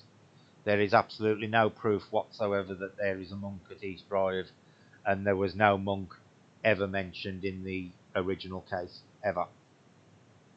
No. Sorry, I'm just writing the English names for what we've done for Mona in the chat. What other? They were the only ones we did tonight, weren't they? There was 5, Enfield, yeah. Poltergeist, Tower of London, and Pendle Hill. They were the only English ones we did, weren't they? Tonight. Jackie says, I love to see investigation on real haunted homes. My daughter's old house was more haunted than East Drive. She had a paranormal team going and they were amazed. I have stuff occur here, Jackie. Funnily enough, I've had some quite amazing stuff happen here. We've had voices in the house that mimic my partner's voice and call the dogs into the kitchen when he's not here. Jace has witnessed the shadow of a large dog on the landing a couple of times. And recently I had the word help written in the dust on my projector in the living room, which again was an interesting thing. That's the first time we've had any physical evidence appear in the house, but it was quite interesting and it was a bit off-putting actually. But somebody actually wrote the word help on the top of a DVD player that I've actually got mounted quite high in my living room because it's part of a projector system I use in the living room to project onto the opposite wall. And somebody has written the word help on top of the DVD player. Sorry, I was just reading Andy's comment. Exactly, Andy. Andy put defo not a monk. Monks don't send Yeah, scented flowers I was just into your wondering if face when the you walk thing with. into Diane's bedroom, old bedroom. Yeah, Exactly. I was just wondering if the smell, if it was a brownie thing, the smell, or if it's like a fair thing, the smell of flowers. Lee's put new That. VT program I came across last night. It's Paranormal 9/11, episode 2 at 11 p.m. on the Really TV channel. We'll have to look them up. I don't think I've seen that. Yeah, there's been some amazing occurrences at this house, Jackie, but I found out in the last month that my neighbour who lives 4 doors down has been having similar things occurring in his house as well, him and his wife. His wife does Yeah. watercolours. She's been doing paintings, going to bed on a night, getting up on the morning and somebody's dipped the brushes into water and smeared lines across her watercolours. They've been sitting in the house, in the living room, and they have got breakfast bar stools and they've heard them spinning. And when they've gone in, they've still been turning. And they've had knocks appearing next to the bed when they're in bed, which is similar things to what I have here. But there's also a report. Well, they're just a row of 7 houses on their own, Mama. They're a row of 7 miners' terraced houses. But there's also reports of a young girl's been seen wandering between the houses. But what is interesting about this house, I've spoken to the previous tenants here who lived here for 16 years. They regularly had a young girl manifest in the house, in the front bedroom upstairs, which is I just use as a junk room, never use it. But at the time it was their eldest daughter's bedroom, and this girl has appeared to the family on a number of occasions, and also appeared to the eldest daughter's boyfriend in the bedroom the one day. I've also been informed by a couple of the neighbours that somebody actually hung themselves in this house, but I don't know. But I've never witnessed a young girl in here. I have seen shadows in the house at the top of the stairs. Jason has actually seen a shadow dog a couple of times, but the one I saw was actually a very tall blob, is the best way of describing it. But I have been informed that somebody actually hung themselves in this house, and the previous owners regularly saw the ghost of a young girl in here. But I've never seen the young girl. With us, it's been dogs for some strange reason. Poor Mona's still on about getting a cab. She put, get a cab, so bloody easier to understand you. Get it. And then she put, bloody, where did I get that from?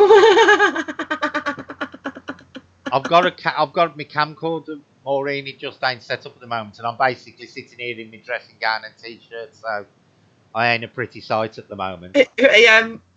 Mona, I've only got a t-shirt on and my knickers. You don't need to see this. Oh dear. Did you read what Andy put? Remember chuckle? You were talking and I went. I think that's the fairy. Brownie says visits sometimes. I'll be re-uploading video now. I've cut the proving plonker out of it all. Lol. Yeah, that's probably a wise decision. Yeah, I am. In reality, doesn't match anything. I am literally sat here like you, Efner, Andy. That is basically what I'm sat here like.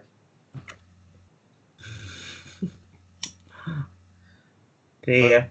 I've got a Midlands accent, Mona. It's not your typical English accent, so even if you can see my mouth moving on camera, honestly, it's not going to make the slightest bit of difference to how you understand me.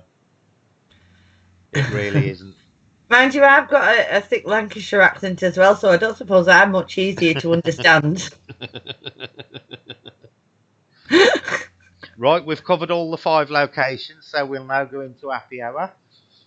People can ask any question they want to, or chat in chat, or do what they want, or ask me questions, Max questions, ask anybody else in the chat questions. Start your compulsive gambling. You can do whatever you want now, as long as you keep it clean and don't cause trouble for anybody else in the channel. We can talk about whatever you want to now. I thought I'd gamble. Yeah, since I've started that off in the what's it does... I have an Essex accent in it. Now Jace has gone home tonight. He don't stop on Tuesdays. I keep telling him I'm going to buy him a metal bikini. He ain't very impressed by it. So when are you going to show yourself? I have been on camera before. I'm not sorry. You get arrested for showing yourself. I have been on camera before, Mona. It's just that I'm basically sitting here in my dressing gown at the moment. I have actually been on camera. You know, I ain't bothered about being seen on camera. All I can think of now is Flash. Oh. I've got visions of you sat there in a brown Mac. Oh dear. I used to hate babysitting for my daughter. When that granddaughter was sat next to me and somebody belted the back of the settee. I didn't want to say anything, but she looked at me and asked who did that. Jackie, I can totally sympathise with that, because I told a story a couple of weeks ago about when I used to babysit for somebody, and I used to have similar troubles with their German Shepherd dog, and they kept quiet for 5 years about what was going on in the house because they didn't want me to stop babysitting. Oh, and I see. I was the same when I first moved into this house, and like I said, the first night there was footsteps up and down the stairs, doors shutting and things like that. 17 years ago, and Chloe was like, "Who's that?" And I'm like, "Oh, it's next door, you know." And I was trying to pass it off for a while, and then like she got this what I thought was an imaginary friend, and then that opened a whole new can of worms, and you know it never stopped. Do you know what I mean? So, but now it's kind of normal for us. And I'll tell you what she said the other day. And it made me chuckle, and it is the God's honest truth, and we do this a lot now. My kids were brought up, you know, with all the activity in this house, and then we got the cats. And now when we hear all this crazy stuff in the middle of the night or through the day, when it sounds like there's a party going on in another room and things like that, we literally blame the cats now. You know, like we had like 16 and a half years pre-cat where we were sat there and we just became used to it, and I got into the paranormal and everything else, and then we got the cats, and now when we hear crazy stuff we actually blame the cats, and it's probably not even them 9 times out of 10. But we literally just got, oh, it's the cats. Yeah, right, let's read some of the chats then. Right, Chris says, Stonehenge, what about that? And is it paranormal or just rituals Ooh. from spirituals? I don't believe Stonehenge is paranormal per se. I do believe it was more of a ritualistic site. It's It's on a ley interesting. line, isn't it? Yeah, Is it it's not really? interesting the way it's laid out and the fact it's laid out on ley lines, but I Mm. don't genuinely think it's a paranormal site per se. See a lot of like stone circles on ley lines, though, don't you? In that, Yeah, yeah, yeah. there And must have been a there's reason. one pod close to it, Aylesbury, I think it is. That's got Mm. the wooden version of it as well. So there weren't just stone ones; there was wooden ones. Um, it's interesting to investigate, Chris, because you've got the ley line connection to it. And that does tend to be paranormal related. But I think Stonehenge itself wasn't built for paranormal purposes. I do believe it was built for ritual purposes.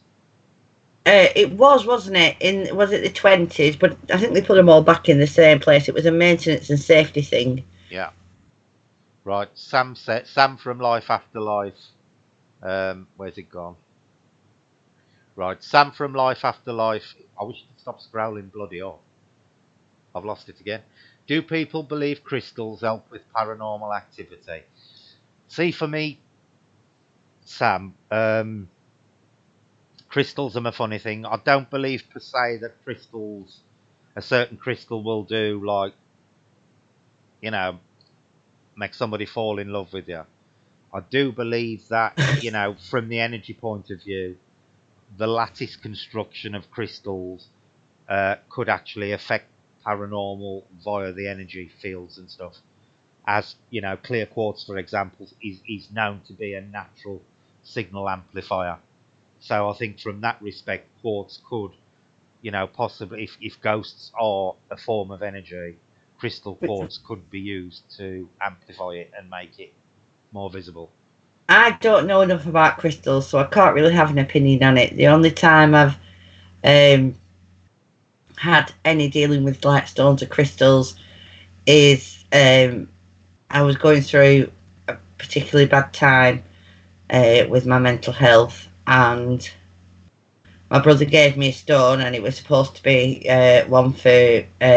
I can't remember what the name. I can't even remember. It's over 20 years ago. I can't remember what it was that he actually gave me, and he was like, it's supposed to up your energy levels, even out your thoughts, blah blah blah, all that good stuff. Yeah. And I actually used to carry it with me everywhere for months and months, in a pocket, and I'd touch it.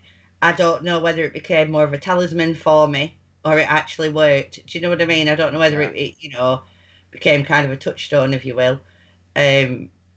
But yeah, that's really, I've not looked into them and I don't have any. So I couldn't really give you an opinion on it, Yeah. other than quartz, because I think we kind of all know Yeah. what quartz does. But yeah. Gillian said my son had a spirit friend called Pony. I think that's how it's pronounced. Didn't spook me until he said Pony's mom and dad came to visit me. Yeah, that would have Ooh. freaked me as well. Lee's like me, sitting there in his boxer shorts, t-shirt, and slippers. Let's have a look down. Paranormal captivity, lol. Chris says.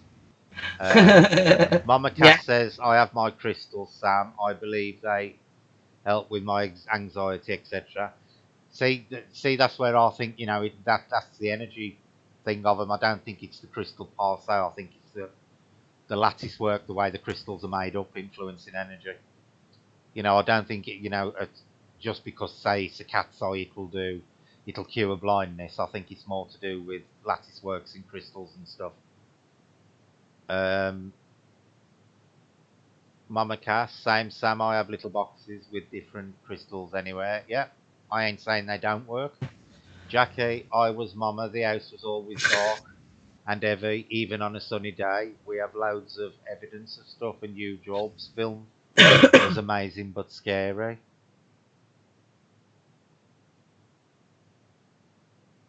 If I over my spirit box in mutation, I've only ever mentioned one crystal before. I don't know what that does, Andy. What does it do? There you go. Andy says the Fae open Mm, spirit box in yeah, my just read it. documentation have only ever mentioned one crystal before. Tourmaline. I don't know what that does.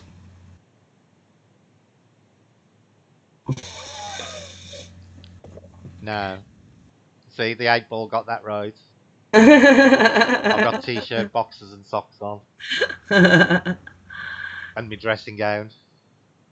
Oh, that's Emily's protection stone. Okay. Is it I give Mag a drink? What is it, that one for me? Vody. Oh, yeah, it's like that. Exclamation Vody.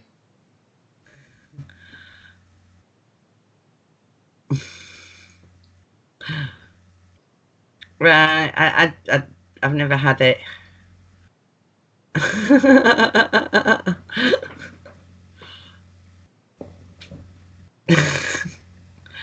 Yeah, the my drinks though, Terry. There you go. So thanks everybody. All right, crystal Sam balls. says, do History any of you behind know them. about crystal balls and the history behind them and why people don't really use them now? I'm skeptic but wonder about other thoughts. To be honest with you, Sam, to get a genuine crystal ball will cost you an absolute fortune Really? because they have to be a massive, massive piece of flawless crystal. They're basically just a form of scrying. It was just something to concentrate on. I think you need to. I think you do need to develop the actual talent for doing it. Not, I don't think just owning a crystal ball will allow you to see things. I do think you have to develop a talent for scrying for it to work. But a genuine crystal ball, not one of these fake things you can buy off eBay nowadays, would cost you a fortune because they are a large piece of pure crystal. Yeah, crystal sphere. I'm just reading uh, about them. Yeah, it says seeing or scrying is kind of what they are known for more. Um, Bye, Gillian, and thanks for coming in. Thank you, Gillian. See you soon. I'm trying to type bye, Gillian, while I'm rolling a fag at the same time, so I'm making sure I'm actually calling her Gillian and not someone strange. uh, Spherical lens. Oh, right, there is actually. Hang on. You can get synthetic crystal balls, but There is actually a proper size that they should be as well. well, that's down to debate. Uh, Famous crystal balls in history. Crystal ball lies in the sphere of Scotland that is said to be originally possessed by pagan druids. Uh, yeah, kind of cool. I've never really looked into them, so I'm just reading now. I A will have lot, a a lot of look. crystal balls you buy today are basically ground down crystal and glass, and then they melt it back together. I was trying to have a look where they actually, uh, when they actually first started being used, but there isn't any really hard evidence from. I'm only skimming though, so a lot Yeah, obviously. they're basically just a scrying tool. You could do it. You could Mm. achieve exactly the same effect with a bowl of water, a bowl of black ink, a mirror, It was before a the candle flame, anything like that. yeah. I mean, obviously they were used a lot in the performance mediumship, shall we say? Yeah, In the Victorian period, but I can't really see anything of how far back they actually go yet. It's something I'll have to have a look into. yeah. You could do it with any of the four elements. You can use any of the four elements as a scrying tool. Any of them.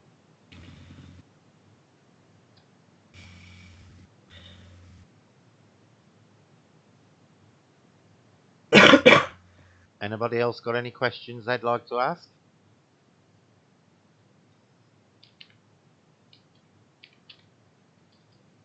I don't want my dreams interpreted, Chris. I like to be surprised.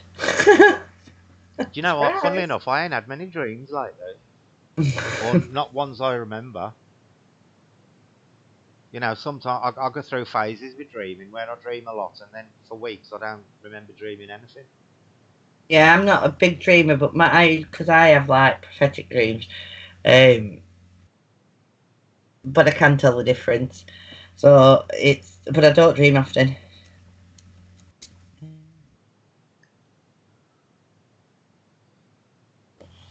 Right.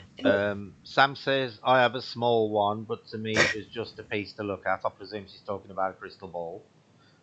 Have you ever tried using it, Sam?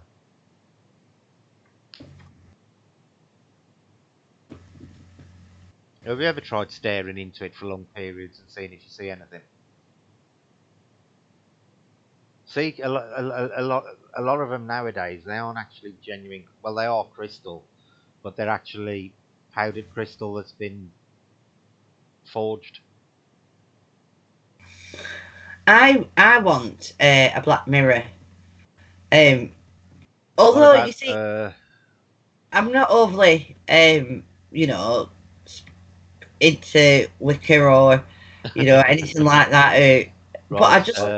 I just fancy a Christopher, I black dream a mirror. lot, but I'm artistic, so I'm going to be imaginative. Yeah, I Mm. think most people dream every night, but I think a lot of the time you just forget them once you've dreamt them. But sometimes you do get what's it. Stephen says, "What about ravens? Mystery of the Tower." Personally, I just think that's a folklore, Stephen. Yeah, I do I too. don't think we'd be invaded again and conquered if the ravens buggered off from the tower. I don't know. Plus the Europe fact are they doing a cut the fair old job wings of of it the lately, aren't to they? ensure they don't. So it's never going to happen. Handy man's medium-sized one Sam there over says the now she average. bounces the lasers off it to make weird patterns. That's a good use for a crystal ball as any. Andy says this is medium Yeah. sized, not wrong with average. Well, it's how you use it, love. Jackie says my recurring dream is about this huge Victorian mansion. There are two parts. One part is lovely, but the other part is very dark. I always go to that side. There is an evil woman behind the door. Funnily enough, Jackie, when I was younger, when I was like a teenager, I used to have a recurring dream about a house that we used to wander around, and there was giant balls of maggots, but they used to bob, but they were like luminous colours, like red and yellow and green, and they were as big as snakes, these maggots, and they used to chase me around the house, and the only safe place in the house was this bed. There was a four-poster bed in a room with a circle of candles Mhm. around it. As long as you sat on the bed, you were safe from these balls of maggots, and I often used to have that as a recurring dream, which I used to find was freaky. Rob dreamt that I killed him. Well, I was Andy trying to kill says him use the your phone week. screen mags when it's switched off.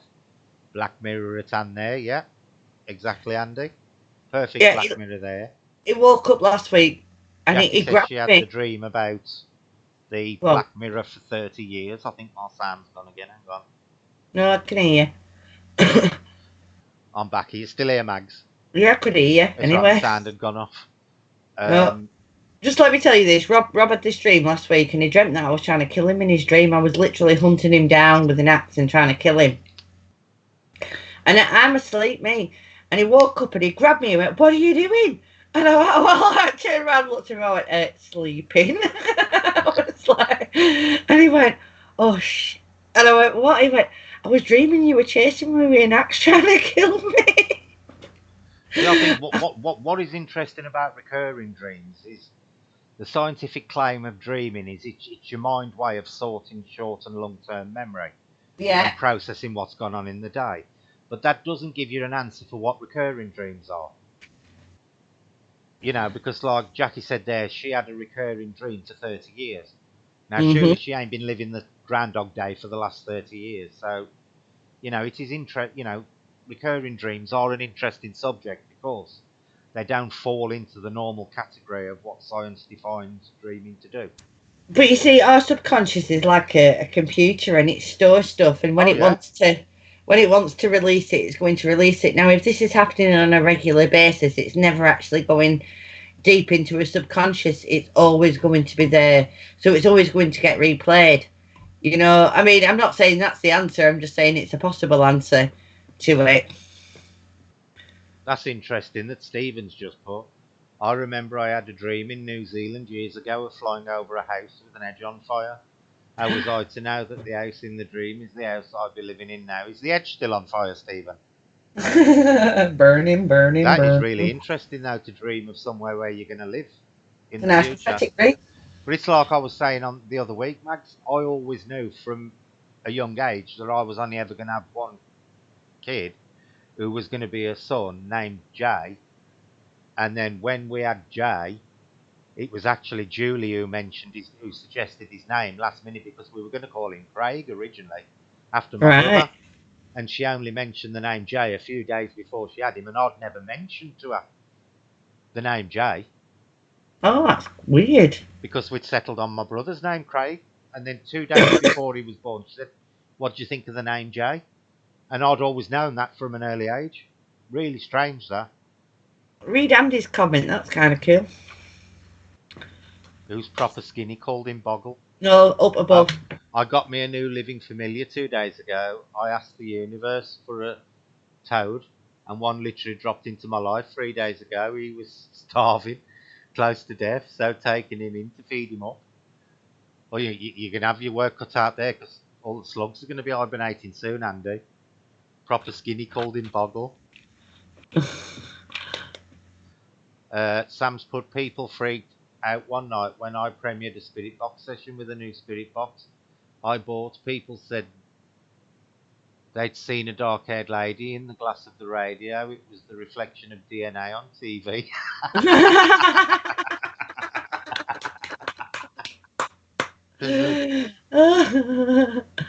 Excellent. Jackie says it can go a year though without having that dream. I was the same with that one I used to have with the balls and maggots, Jackie.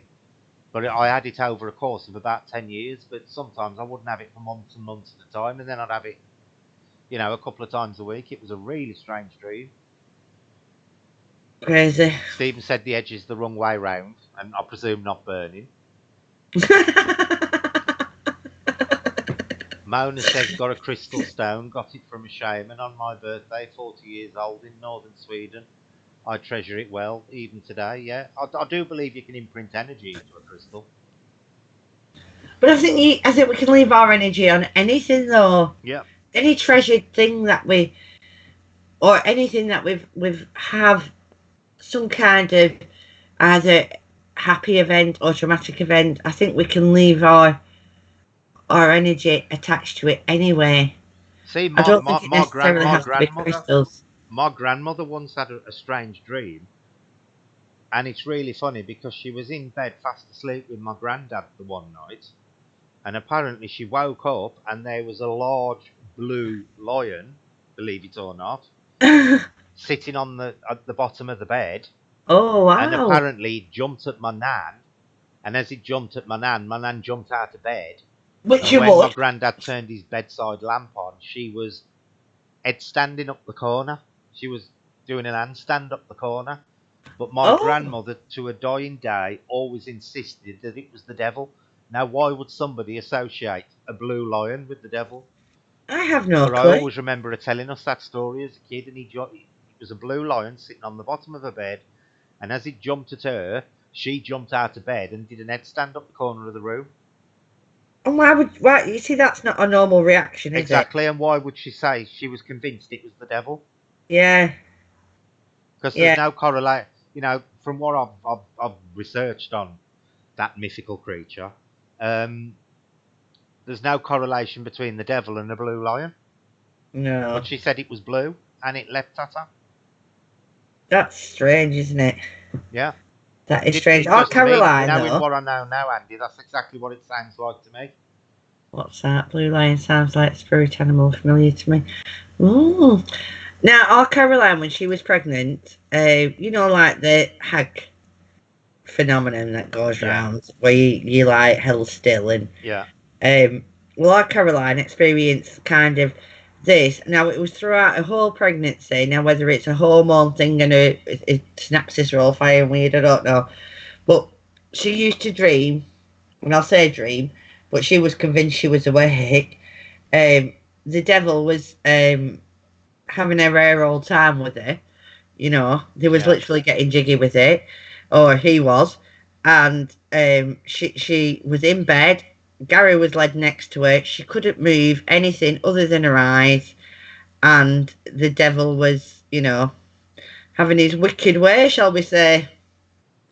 And she'll still tell you now to this day it's the most scary thing she's ever gone through, because she's convinced that it happened.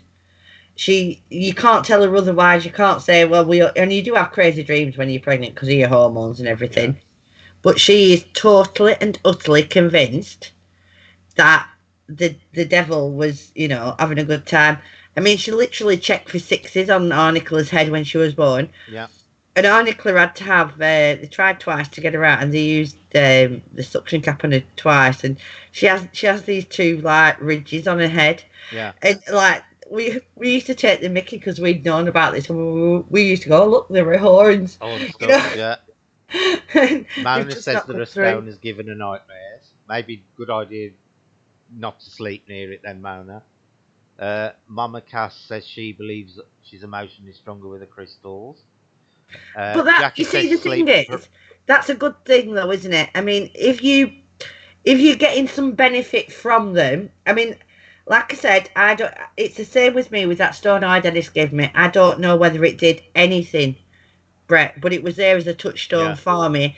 And whenever I was getting too crazy, I suppose it's like the elastic band people use, to clicking back into reality. What? I will.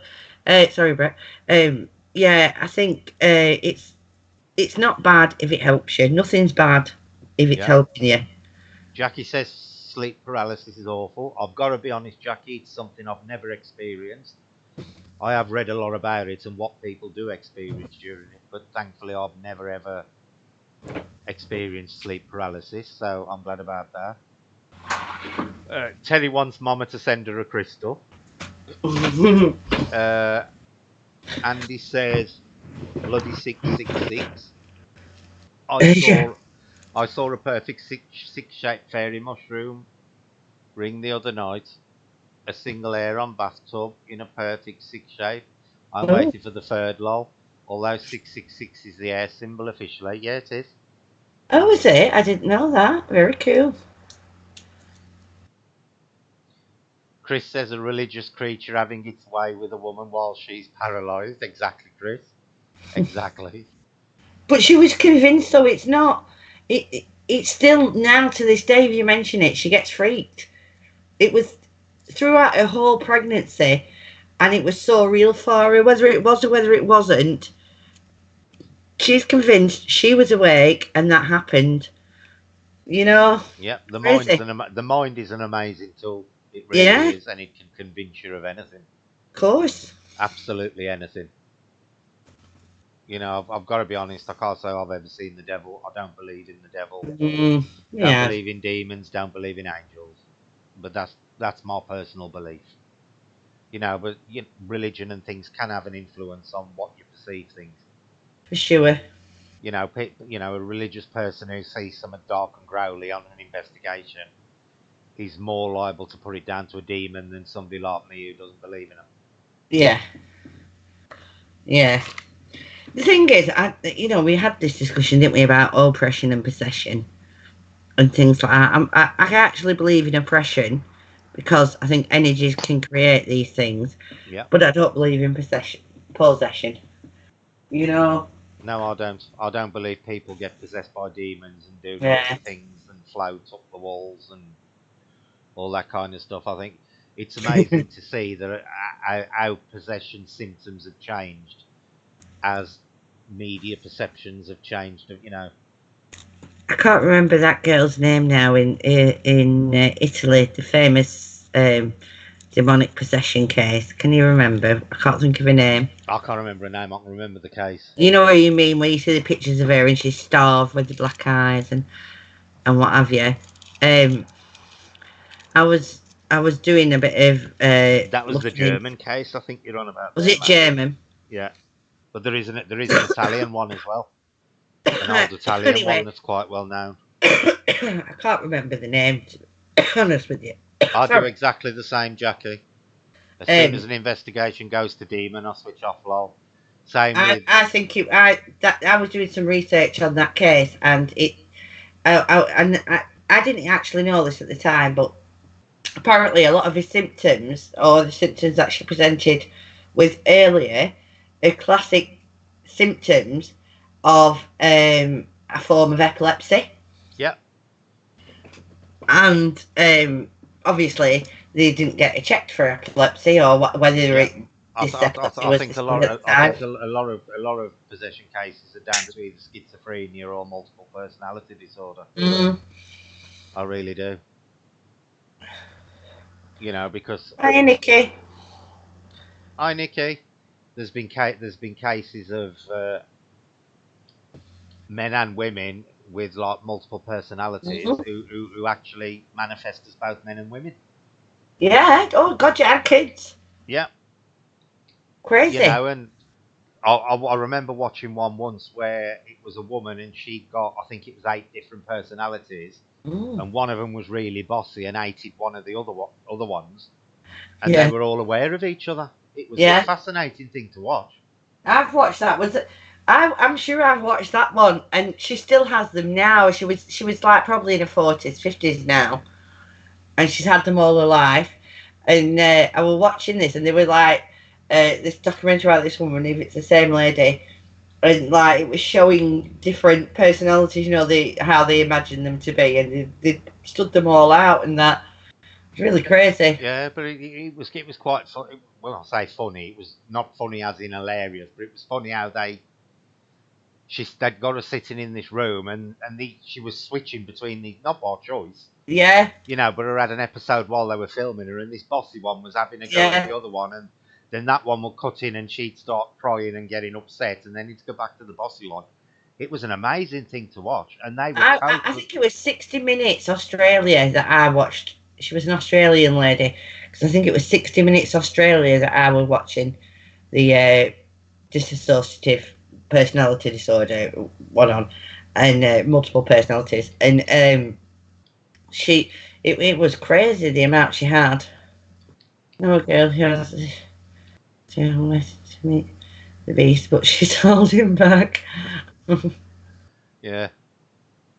Andy says, "I know a girl who split too. I'm waiting." I thought it was Sam who'd put that. No, that's for you, Andy. Hide the knives when she switches.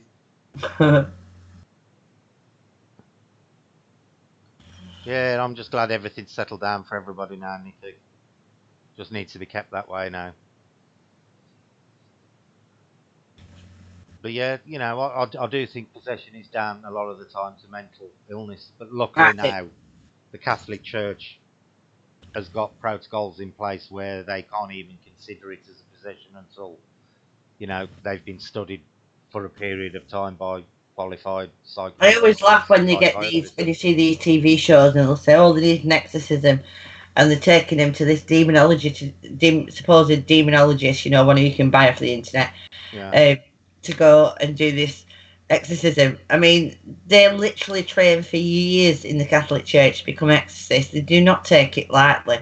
I'm not saying it's right what they do, because I really don't think there's any, but um, they're not, and they investigate for 12 months, 18 months before they Yeah. actually come and do anything. Oh, yeah, without a doubt.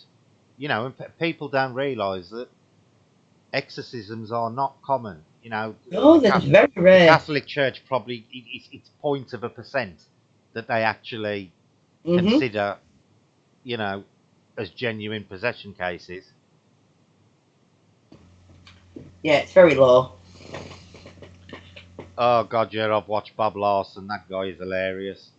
Mind you, saying that he is enabled by the people he does them for Mm. because they're as batty as he is. Let's be honest.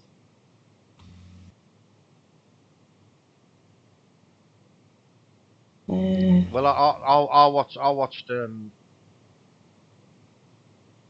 video by a paranormal group over here a month or so ago, where one of their team members was claiming, you know, they needed to organise an exorcism for their this person's house they were in, and they were talking about it like it was a mail order catalogue thing. You know, you rang up the Catholic Church and booked yourself an exorcism, and that is not how it works. And no. it just goes to show how ignorant people actually are on things like possession and exorcisms. No, it's a real long process. Well, And it goes from your priest to your bishop to your cardinal, and then he decides whether it's worth investigating.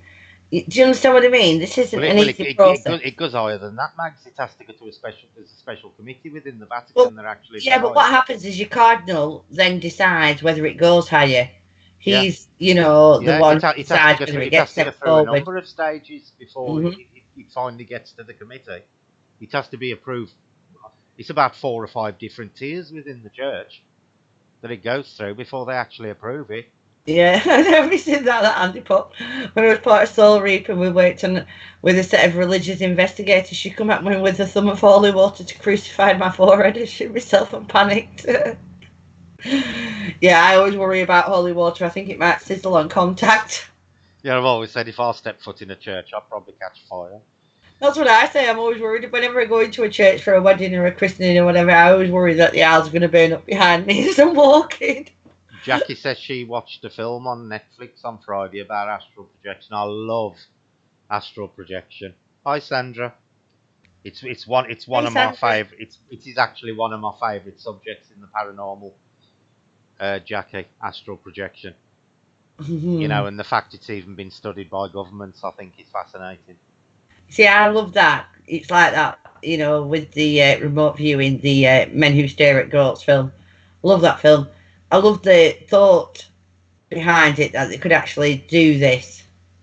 And it was literally, and it wasn't just our government, the Russians did it, other European governments, America did it. We all were having a go at it. Yeah. It's crazy. Sam says every priest was trained in exorcism until the end of Vatican II. What's Vatican II? It Where sound am like a I? film, but more are getting trained again because of increasing cases, according to John Zaffis. Well, I said this to you the other day, didn't I? Yeah, And it's strange. I remember watching a documentary about 20 years ago on exorcisms, and at the time, I think the Catholic Church only had about 3 priests who were qualified to perform the exorcism ritual. Yeah, That's how rare it was for them to perform it. They had 3 priests. yeah, and the numbers have increased, and and I and I said to you, I was talking to you about this last week when the amount of priests that are actually training now to become exorcists is in line with the amount of cases that are coming forward through mental health illnesses, and that's a scary thought. There's a lot of people out there Yeah, with mental health issues who are actually calling in the church, maybe because the country or the National Health Service in this country or wherever they are isn't great with mental health or dealing with it quick enough. They're actually calling in exorcists, yeah, which is crazy. yeah. It should never be allowed. And the Nikki's cases have actually gone up together. The amount of cases being put and the amount of priests being trained yeah, to the amount of health issues. It's weird and it's crazy. yeah. Nikki says, is that out of body experience? Is astral projection? Astral projection is a form of out of body experience, but it's different to what people define as a bog standard out of body experience. Um, Out of body experiences, as defined by most people, tend to be out of the control of the person experiencing it, like when they wake up on an operating table and stuff, and they're like looking down on Yeah, their own body. Astral projection is more of a conscious, controllable thing where a person can actually control where their soul or whatever it is that's leaving the body visits. OBEs tend to be tied to the body and tend to be involuntary and uncontrollable, whereas astral projection is the controllable version of them and tend to be they can be longer range as well normally. yeah.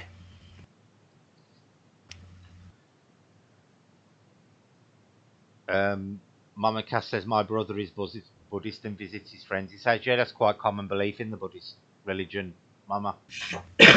Hindu too, isn't it? Hindus are quite into their astral projection. Not in your No, shoes, in someone else's or something else. It doesn't always have to be, Chris. Astral projection doesn't always need you to to project into something else. No, you can be yourself. Yeah, you can actually just project your own consciousness. You don't have to project it into anything.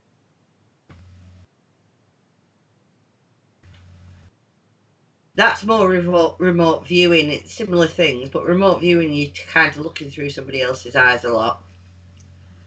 Chris, that is an interesting. Hang on, Mama says I left the body when I woke up in surgery. Originally, I woke up looking at myself, then landed back in the body, but I couldn't tell the doc. So I was like, "Yeah, that is a classic OBE. That is your Yeah, it classic is. OBE, Mama Cass." Chris Williams says, "Is that how possession starts? Astral plane between the two." There's an Mm. interesting. There are some interesting cases where people claim astral projection can be linked to possession, where something actually takes possession of your body while Well, you're you're out not of it. there. Yeah, You know, there has been known cases where people have claimed they've struggled to get back in their body because when they've returned, something else is already in it. yeah. So, you know, I suppose it could be one form of how possession occurs. But then again, I don't believe that other things are taking over your body. Maybe it's somebody else having an astral projection thing. Could I be. don't know. I Chris don't says, think it's yeah, it wasn't demonic. remote viewing used by the. It was that during the Cold War. Yeah, Chris, massive on it. it was actively pursued by the Russians, Americans, and the British. Mhm. That they were training people to do it. They were actually training people to spy on each other. Yeah, they totally were. But there has been cases of OBEs with people in hospitals where they've actually come out the body. There's one famous case of a woman. I think it was a woman. She came out of a body, drifted out the window in the hospital, went along a shelf, ran the corner, and actually spotted a shoe on a ledge. And when she returned to a body, she actually told the medical staff about this shoe on the ledge, and they went to the room where, after she'd explained where she'd gone, and they actually found the shoe on the ledge. So that was quite an interesting case for OBEs or astral projection. Is Stephen going? Yeah. Okay, good night, Stephen. Thanks for coming in.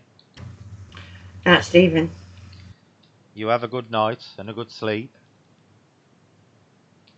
uh,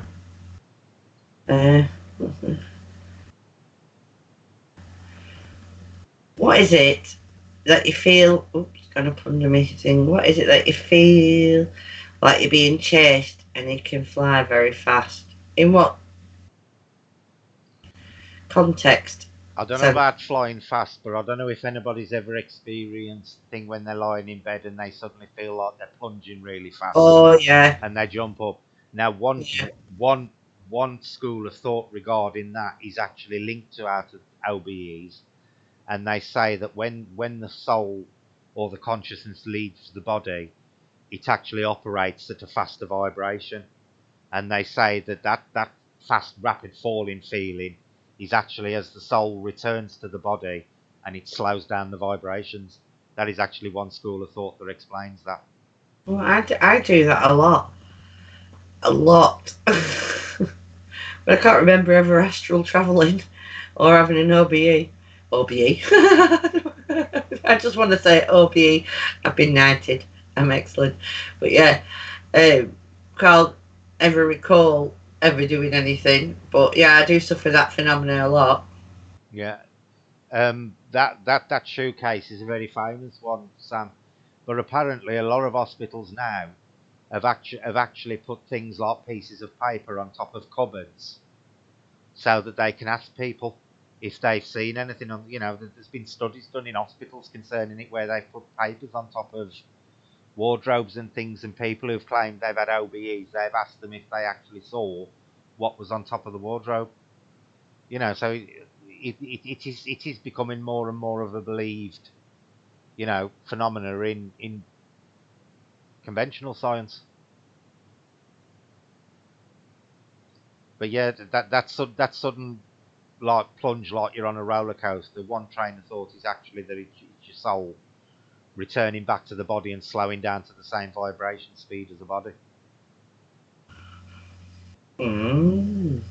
Yeah, and it's the most awful thing, Sam, when you experience it because you just jump up in shock. Yeah, It's the I most horrible literally do. sensation. I suffer it quite a lot. It's crazy. Yeah, that is the opposite of it, Jackie. That is apparently so some people believe when the soul is leaving, is coming out of the body to go travelling. Andy Truth says, is, usually I get a feeling I'm being forcefully pulled through the bed. It's a horrible sensation. I And felt that Angela, where and feel you like I'm sure being that's not pushed Becky through. grabbing the duvet back? Yeah, I felt that though, where I feel like I'm being pulled down as well. I'll tell you what Just I've experienced here quite a lot is I've felt somebody actually press down on my legs while I've been lying in bed.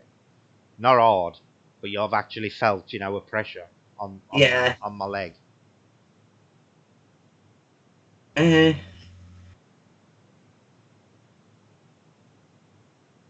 Is daydreaming, lucid dreaming, and lucid dreaming a way of astral travelling? It could be. It could very well be. Because that is the thing about lucid dreaming is you're actually in control. So are you technically dreaming, or are you basically somewhere else?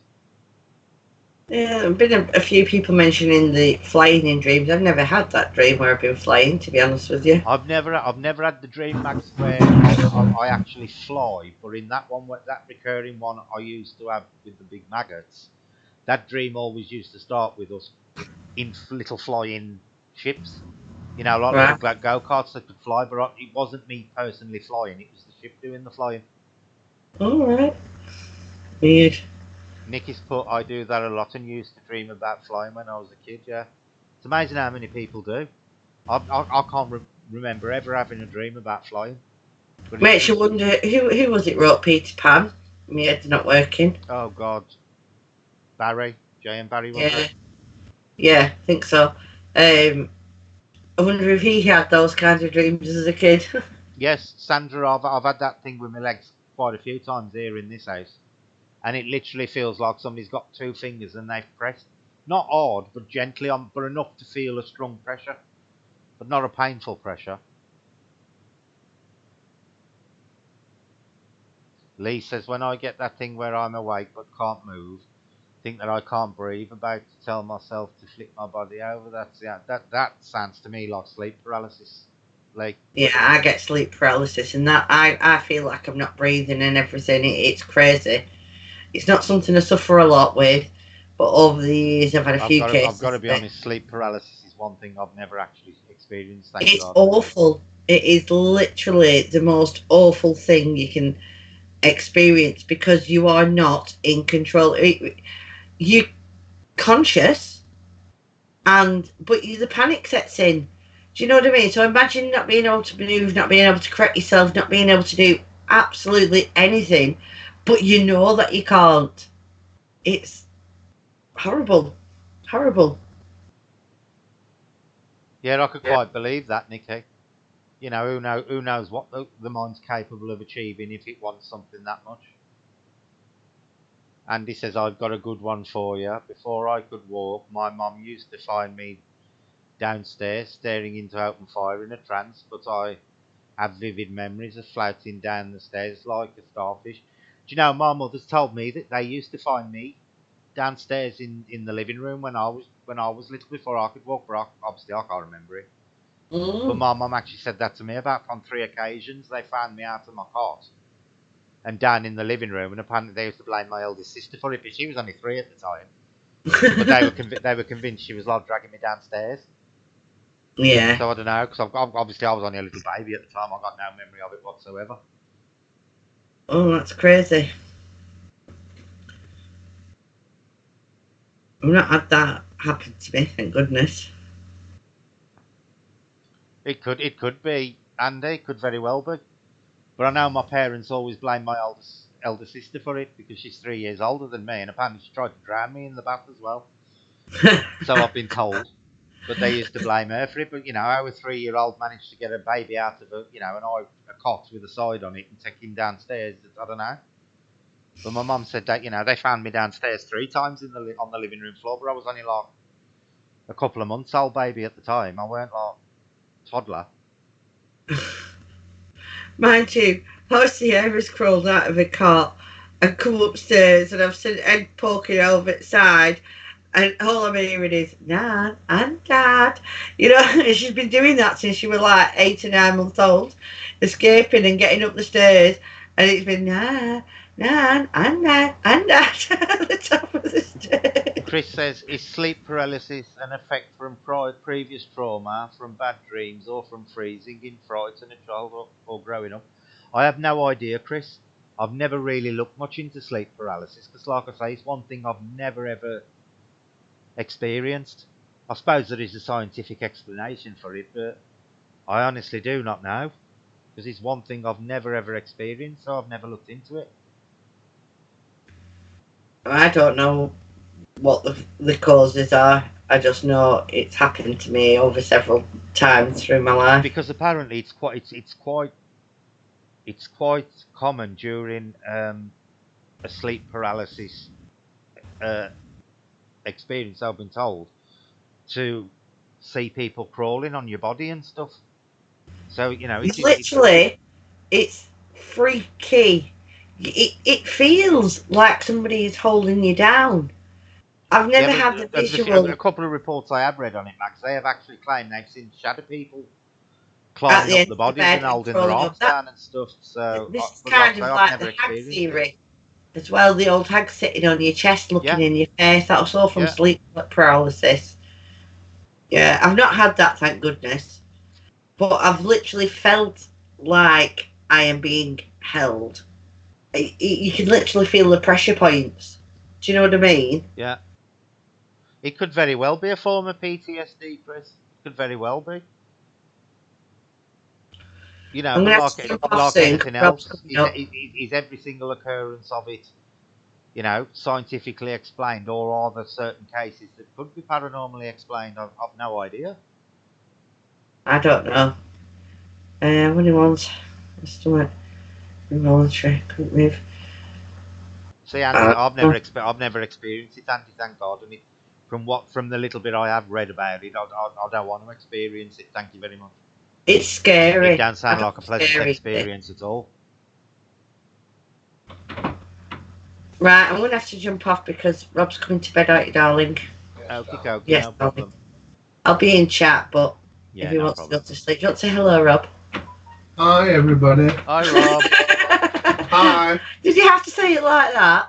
Hello, everybody. It just sounded creepy. Probably worried he's going to get murdered. I know. We're talking about sleep paralysis. Have you ever done sleep paralysis or suffered it? I shake in my sleep sometimes. Oh, yeah. Right. Just let me tell you this, because this is the craziest thing. You don't shake, you vibrate. There's a difference. Right. Do you know when, I don't know, say you put something on a speaker with a woofer on it and it like vibrates, you know, sand or flour or whatever, and it vibrates. Rob does that in his sleep sometimes. I have never, and I've actually gone looking for an explanation for it. Have you checked whether your rabbit's still in your drawer at the time, though, Max? Pardon? Have you checked whether your rabbit's still in the drawer no, I'm at the telling time, you, or whether he's borrowed it? It is. Yeah, no, it's not that. I have sleep apnea. You do have sleep apnea, but this is something totally different. If my body completely deleted of oxygen just starts fucking vibrating. It literally vibrates. It vibrates. Right. It's not shaking. If you put your hand, do you know if I put some flour on him, it'd all like accumulate in the frigging middle. It vibrates. It is crazy. I mean, I'm not saying I jumped on and had a good time or anything, but it literally vibrates. Not if he's got sleep apnea. He needs the oxygen. You need to get him awake as fast as possible. No, I watch. You watch? He's breathing. If he weren't breathing, I hit him and then he comes back to himself. But when he does this vibrating, he is breathing through it. It isn't a lack of oxygen thing. When I take the pillar off, it's fine. But no, no, seriously, it is the strangest thing. But I've tried to look. I've tried to look under sleep apnea. I've tried to look under paranormal explanations. He vibrates. I've got to be honest, it ain't one I've heard of before, Max. I've heard of people shaking, but not actually vibrating. No, it vibrates. There is a big difference between shaking in your sleep and and the bed vibrates with him. It is crazy. I'm a big lad, though. You are a big boy, love, but It's not that. Does your other half vibrate, Jackie? Because Jackie says her other half's got sleep apnea. Does he vibrate? It's literally like you've got a massive woofer I've got to on be honest, it Max, and it's that's one I've vibrating. never heard of. I've heard of people shaking in the sleep, but I've never heard of anybody vibrating. Yeah. Oh, it's just violent shaking. It's not violent shaking. You're not sat next to you. I'm sat next to you and I'm like watching this. You vibrate. Now Jackie says her other half doesn't vibrate. I feel quite pleased with myself now. Do you, love? Why? Because you vibrate and it's not a common thing. Seems to be It's rare. probably Mags trying to electrocute you in your sleep, Rob. Probably is, yeah. I'm a nice girl. Until you take the bulb out the table lamp and stick it on his nose. She's a nice girl with a 240 volt cable. Did you hear that? Did you hear what he said then? No. He said, I'm a nice girl with a 240 volt cable. Yeah. Or unscrew the bedside lamp bulb and shove the socket on his nose. Andy said Robbie's obviously the Flash and the Speed Force is trying to make him face through the bed. He's phasing through the bed to get away from you, Mags. He wants to get back down in the living room. No, camera's not on, love. You can come round. I'm only talking. Thanks, Andy. Although it is something to investigate. If he starts phasing in and out of reality, I am going to brick myself. Just so you know. I've got to be honest, that's a weird one because I've never heard of anybody who vibrates. He vibrates. What about 80 sci-fi from America, where they went, Quantum Leap. Quantum Leap, I used to love that programme. I'm in that. Did you ever watch Quantum Leap? Yeah. You used to love that. Yeah. Best thing. He's been back on telly recently, ain't he? I did read there was going. I did read there was going to. Did you bring your back? It was. I haven't quite sure. Is it no? Yeah. I think the original series has been back on recently. I ain't sure whether it was on our channel or. Everything's on the internet. Yeah, but they are supposed to be remaking it. I read somewhere they was thinking about remaking it. Whether it ever gets off the ground. Don't know. They're remaking everything else, aren't they? Is a different thing. But I did used to really like Quantum Leap. Oh, look at poor Chris's mother. I better have to keep buying rubber sheets for 15 years.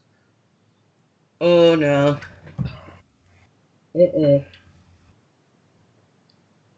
What are you looking at, Hallie? She's doing a freaky stare thing. Are you all right for 10 seconds, Mags, while I run to the low? Of course, yeah. Cheers. No, Joanne, what it was is this was literally Joanne B. I'm talking to. It was 14 categories on the wheel, and we didn't get through them all on Sunday. So we've just come on tonight, and we just covered the 5, I think it was, that we didn't actually get through because we got a bit nag happy on Sunday night when we was doing them. So tonight we did the Tower of London, Enfield Poltergeist, Gettysburg, Waverley Sanatorium, and I think we did something else, but my mind's gone a bit now. But yeah, it was just literally just to clear up the things that we had on the wheel on Sunday that we didn't get to. My stepdad loves Quantum Leap. Life on Mars is amazing, Chris. The American version was rubbish because they didn't want them all to be dead at the end, so they sent them off to space in a spaceship or something, didn't they? Which was a bit weird. But yeah. I watched something out. Good. I enjoyed the topics. Yeah, literally tonight, Joanne, it was just trying to finish going through all the ones we did on Sunday. Brett did a stream the other night, the other afternoon, and like he was just like tinkering, and I jumped on, and we ended up talking about big cats sightings in Britain, and that was really cool. I like the big cats. Do you love the sightings?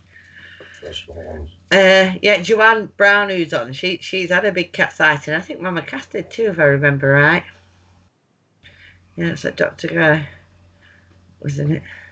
Small cat sighting. Small cat sightings, yeah. My cats are on the bed.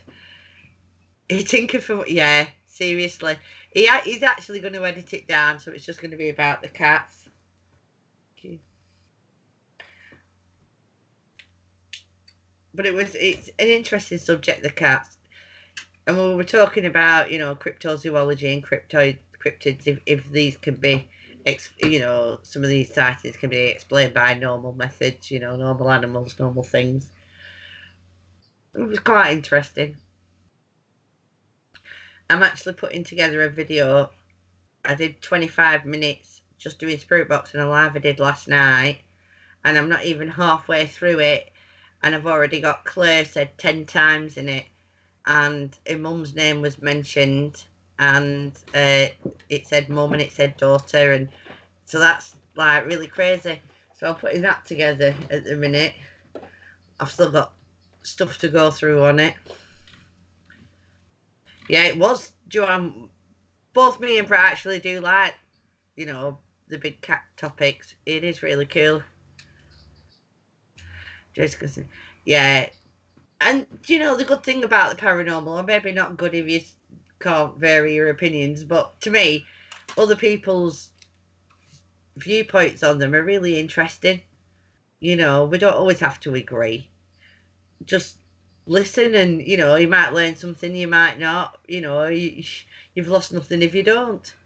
I'm back. I just did me a quick coffee and let the girls out as well. I've just thought, maybe Rob vibrating. Is the gnomes trying to run off with him? Don't. Honestly, he wanted to have me done for mental health. When I mentioned gnomes the other day, because they look like black jelly one beans. day and Rob's he ain't going to be there. He's going to be in Tina Nogue.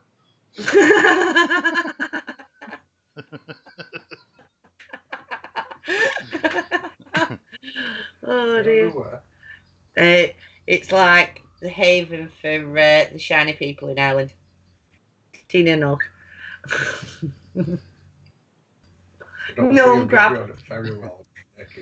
He said, I don't know how they're going to get me out ferry while I'm shaking. Got a porthole, love, you be grand. Don't worry about it. And he said they've threatened to take people before. It's a big lad, it'll need a few of them.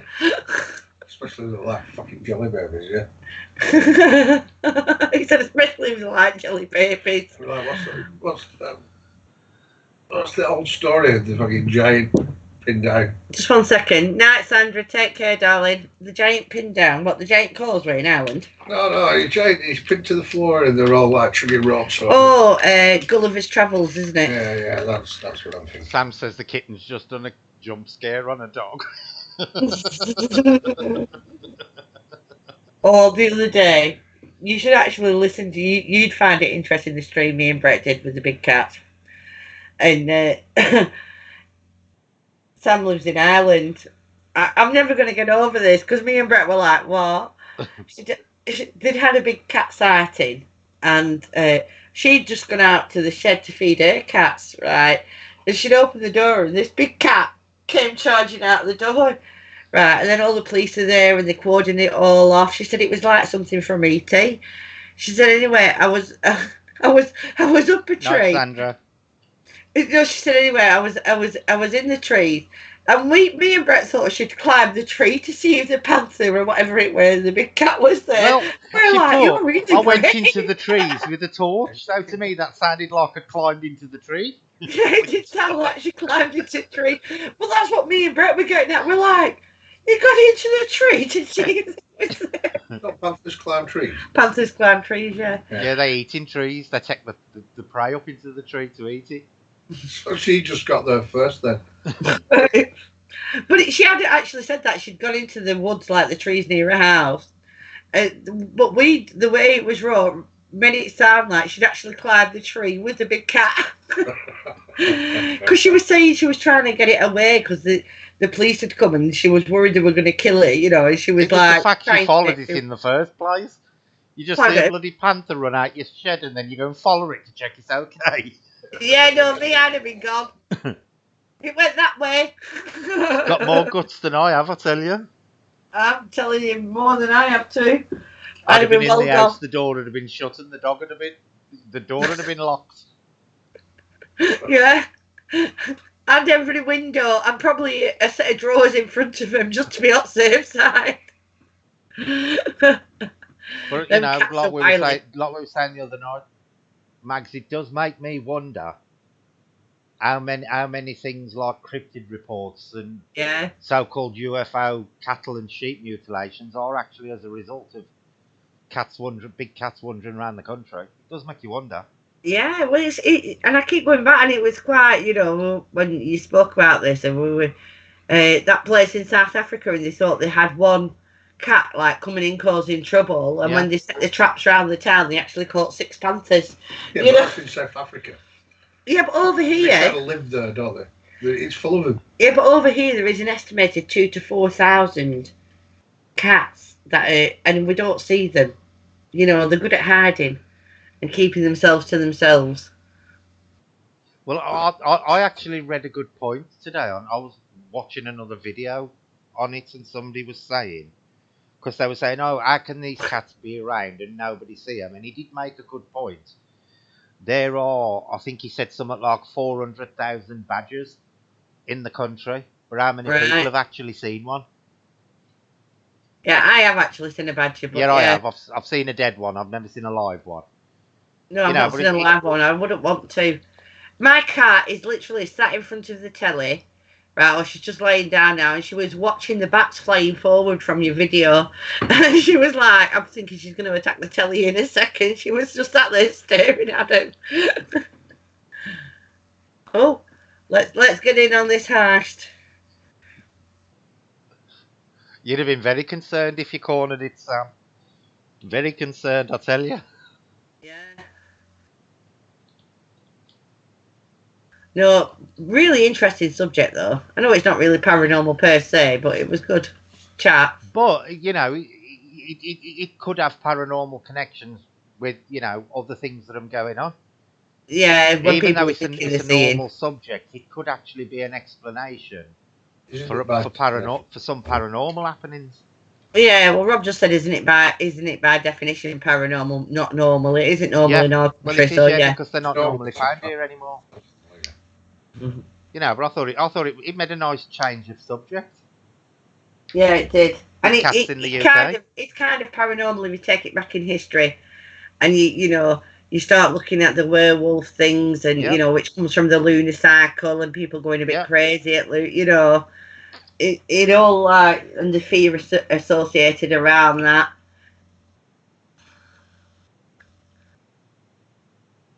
My dog is the same. When she sees the bats coming from Brett's screen, I thought she was going to knock my laptop over.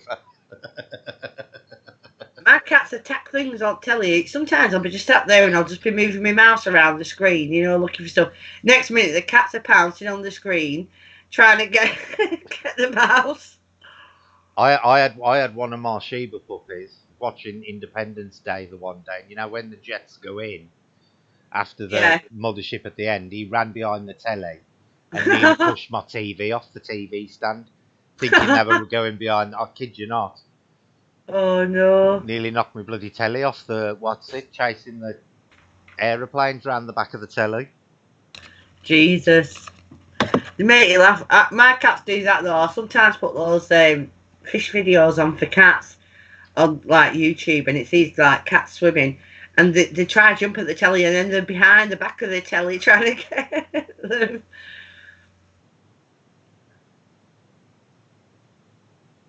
Sam says she was a few seconds from cornering it, as it was a few feet from the shed door. I'd have crapped myself. If I had gone out and there was a full-grown black leopard sitting in my garden, I don't know what I'd have done. I honestly do not know what I'd have done. I'd have shut the door. Probably he'd have just shut the door and walked in humming. Nothing there to see.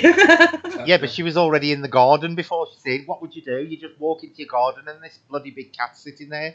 Do you run? Do you, Because according to them programs I'm watching, the worst thing you can do is turn your back on them. Yeah. Because that's what triggers an attack.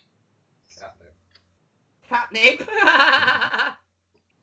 Now, apparently you grab your torch and chase it. Yeah, you stab up a tree. Bless, she's not going to live that down with me anyway, is she? Oh God. Was it Honestly. What Honestly, did I you say think I'd then? crap myself. No. What? I was in it all. I was in a hole. Yeah, Fast With a Show. leopard. You know, have you ever watched Fast Show? It goes, I was in a hole with an owl. With a leopard. I was in a hole with a leopard. Oh. Honestly. But you know, who knows what goes on? You just Yeah, don't me know. too, And Jackie. I'd have peed my pants too, I think.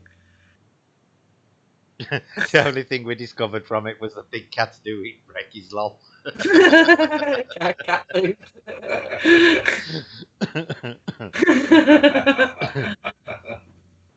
No, how funny. How funny. What's everybody doing for Halloween? Have you got any plans yet, Max? Yeah, celebrating Brexit. Did you hear that? Apart from celebrating Brexit, I think we'll all be doing that. Hopefully my voice is back now. I'm going to knock this video together with the Clays. And then I've literally got everything laid out. All the information I could get about doing like the evolution from Samhain to Halloween. So I'm going to do a video on that, I think. Yeah. But yeah, I've not got any lives planned per se, really. I was thinking of it, but there's too many people do them, isn't there? Yeah, well, we're doing that deserted cemetery because it's been abandoned. It's been abandoned since the 60s, apparently. So I want to go and have a poke around there. Yeah, I might go live on All Souls the first. Yeah, I ain't gonna bother going live on Halloween. It's pointless with the big channels because I'd rather go and watch one of the big channels and let them do all the hard work on Halloween. Yeah, like I said, I might go live on All Souls, which Well, is if we can get this all sorted Friday, not get it done in time, I should probably do a premiere for the video on the 30th, the day before. Oh look, there you go. You've got an offer. I'd love to, Andy. I would love to. You've got an offer, love. That's one to consider. I would love to. Are you doing it live, Andy? Or is it a video?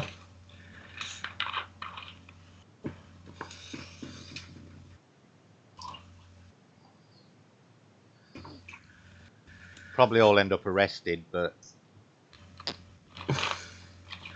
Yeah, I'll be funny, please. we'll probably have the residents claiming we're sacrificing a goat or something in the circle. No, I said to Andy who was doing it, he should like set up a Samhain altar. Try to get the things together for a Samhain altar. Cool, Andy. Joanne, it won't be the first time. Believe me. I'll be up for that. You can pick me up too.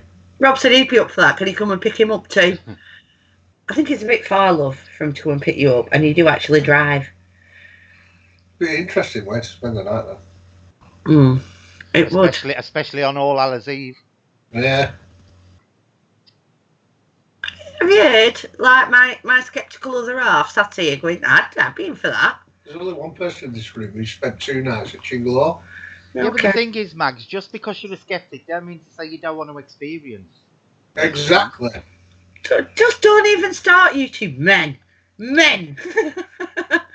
No. Being skeptical doesn't mean that you close And hang on, you say, get hold of your bad self.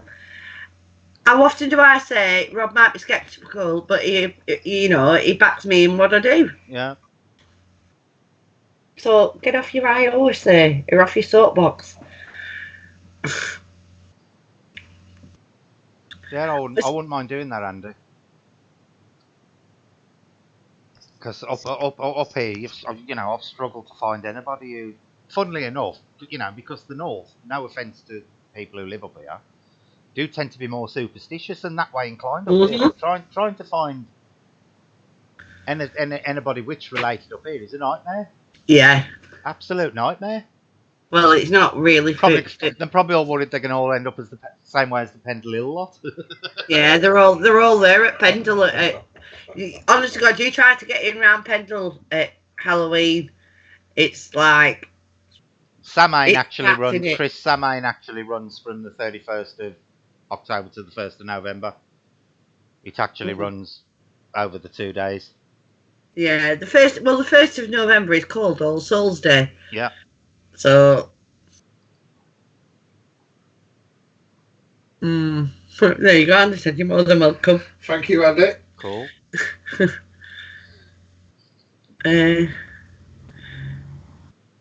Mags is going to have to watch it on the internet. Tinternet, do you mind? It's Tinternet.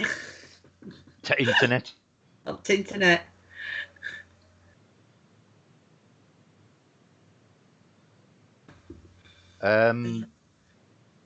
Wicca itself is more lunar dominated.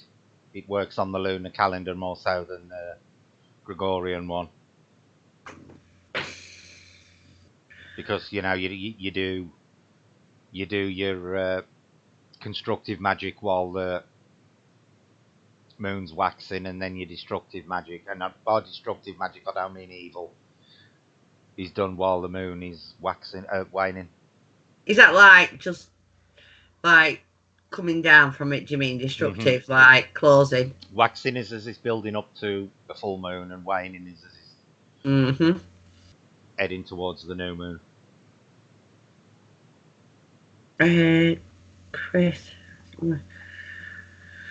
I'm just reading Tinternet. Tit. Well, surely you ain't going to be there all night as well, Mama. I've got to be honest, Halloween is one of my favourite times of the year. I love Halloween. I used to love it when kids were little and I could dress them up and take them out trick-or-treating. Totally depends on what type of magic you're going to do, Joanne. Like I said, constructive magic is best being done while the moon's waxing. Destructive magic's best done while the moon's waning.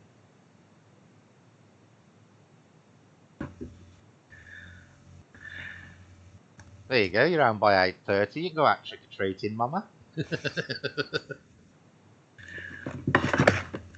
I used to love taking kids trick-or-treating, but I used to love it.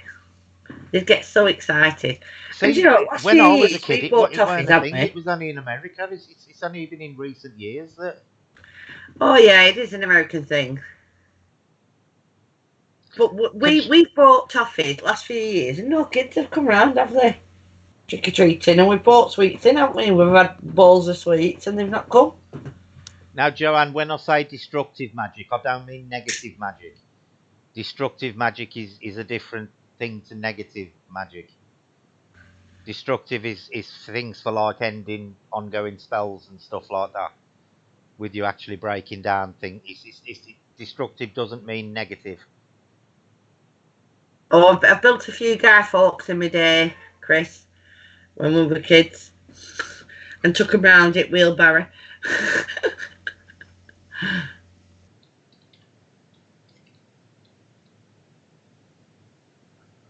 Oh, nice, Sam. Yeah, we always used to have a party. Nice, we'd take them out trick-or-treating, and then we'd always have like a little bit of a party afterwards with an apple dunking, you know, and all games and that.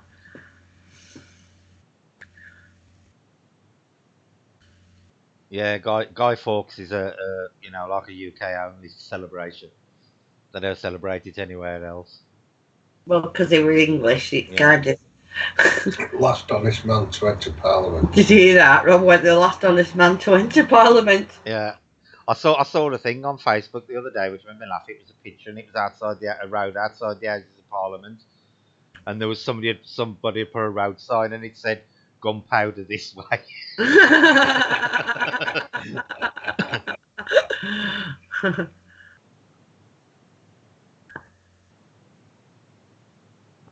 All right, Andy, that's kind of cool. Yeah, and the other belief with the costumes was basically it was so the spirits wouldn't know who you were to steal your Exactly, souls. that's the one I've heard, so the spirits wouldn't know who you were. Yeah. Yeah, Joanne, like I say, destructive ain't negative. There's no such thing as colours in magic. There's no such thing as black magic and white magic. It's just labels. Again, the media have liked to paste on things.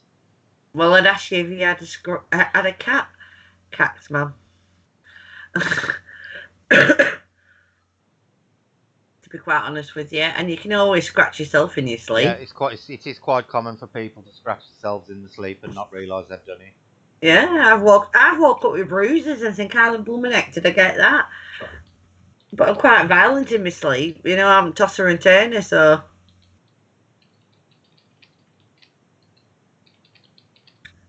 Is that the one where they rebuilt Parliament, Sam, the original Parliament, and blew it up? Because I watched that one, it was brilliant. Because when they did it, Parliament, I think was wooden at the time, and it was more like an hut. Parliament And they literally reconstructed it and blew it up to with the dummy of James King. Was it King James first or second? Can't remember which one it was. No, it wasn't. It wasn't wooden. Well, the original Parliament might have been a wooden building, but up until not that long ago, they sat in the overall, which is still there. Right. And was that around at the time of Guy Fawkes? Yeah. Right. No, it wasn't wooden at the time. Rob thinks. Well, I don't. Thinks. I said thinks. The last one, the one that they sit in now is quite modern, but for a long time they sat in another hall, which is still in the palace. But before that, it probably would have been wooden, but that's going well back. Right. Really. Yeah, but I know they reproduced it faithfully right down to where the king was sitting. And then they stuck like the mannequin of the king where he was sitting, and then they blew it up and showed you what was left of him, and it's gone off. Which weren't much. Yeah. They even used authentic gunpowder from the time. Right. Because apparently, I didn't realise, but apparently gunpowder has changed over the ages. I think I've watched that, and they showed how they met in different like houses and inns along. Is it that one? I think I might have watched that. I think it was basically a Guy Fawkes special that they did. Yeah, and then they literally faithfully recreated where they were all sitting in this Parliament room, and I'm pretty sure it was wood. Pretty sure it was. And green. And then they blew him up. Da, da, da. And he was in like when they finished, he was in like little chunks. Oh dear. But getting in on Joanne's heist. And me, if I've got enough points left, I don't do very well on these heists on my own channel.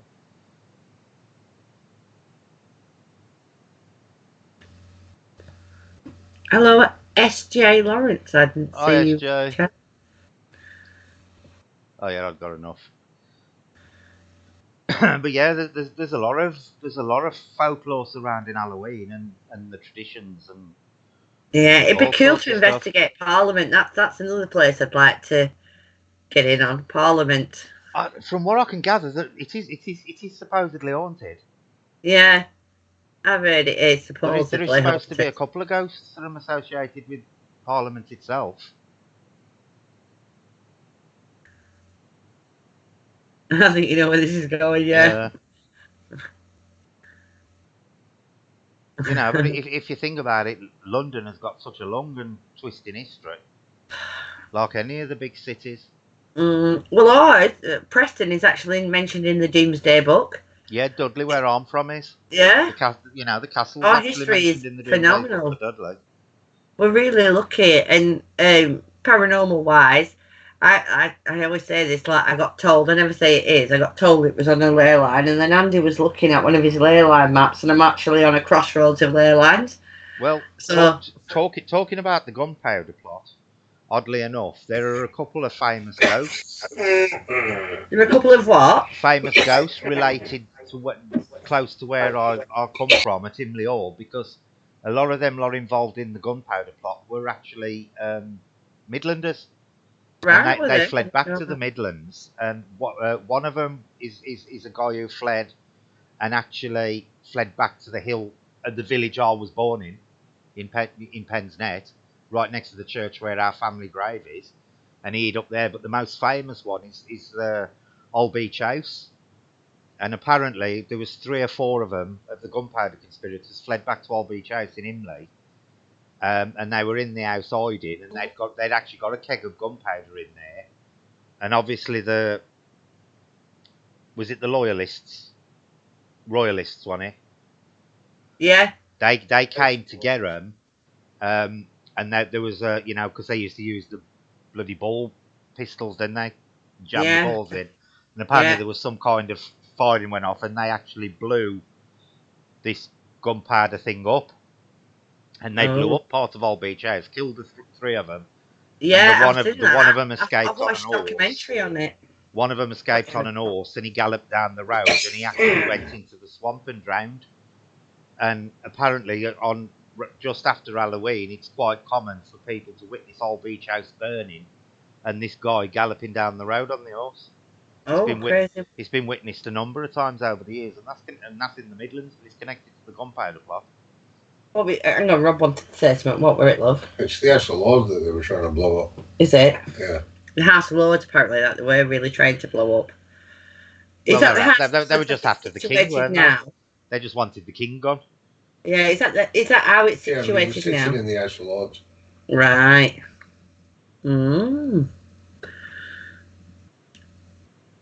Oh, well done, Maureen. There's nothing stopping you coming up for the day, Mama. Did I lose that stupid what's it again?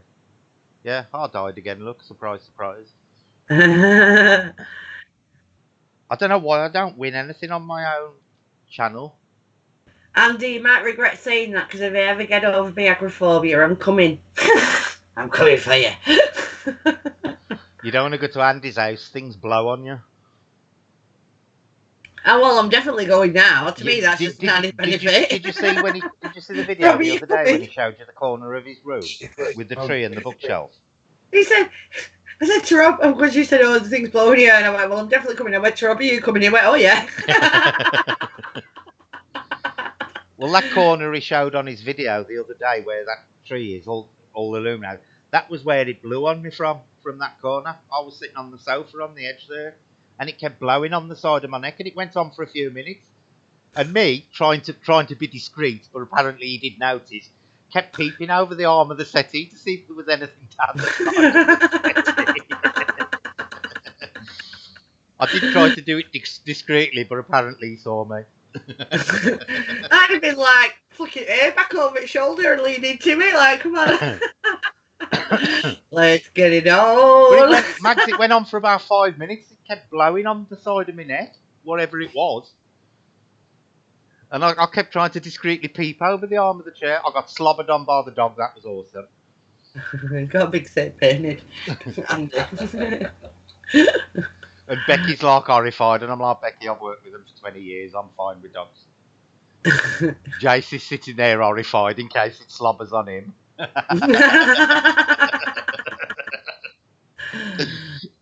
See, I'm not a dog fan, but I always have that wariness, when you've had to have your lip reattached kind of thing, because the dog bit it off, you're always going to be a bit wary.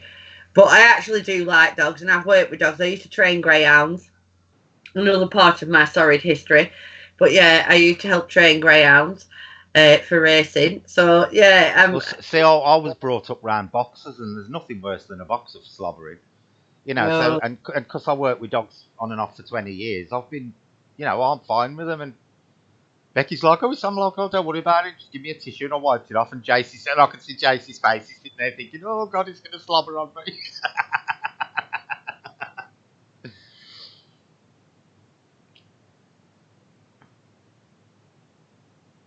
Oh, how many points did it say I had? I forgot. How many points you got, Mags? Oh, is this sound gone again? For fuck's sake, I hate these speakers.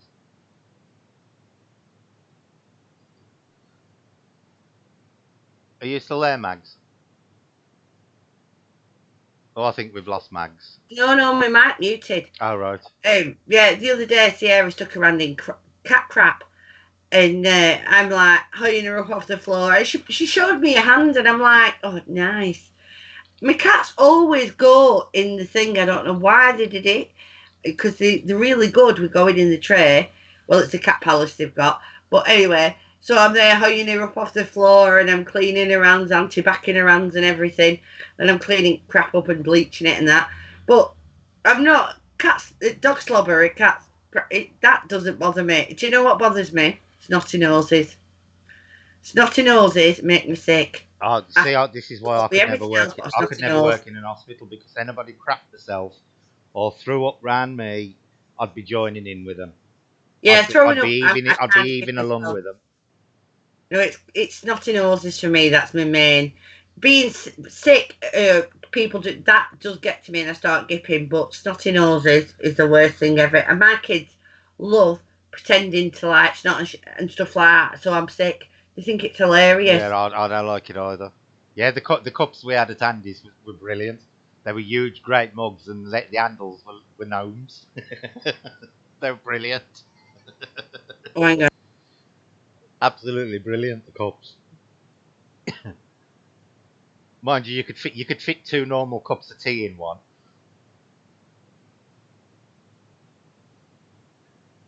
You got 2,000.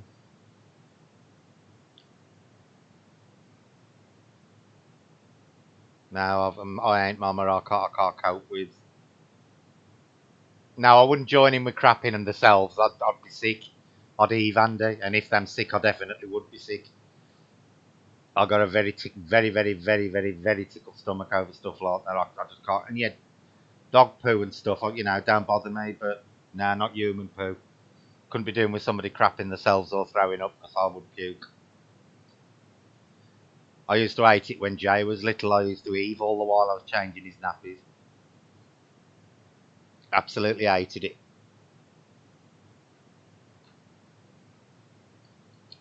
You gone quiet again, Mags?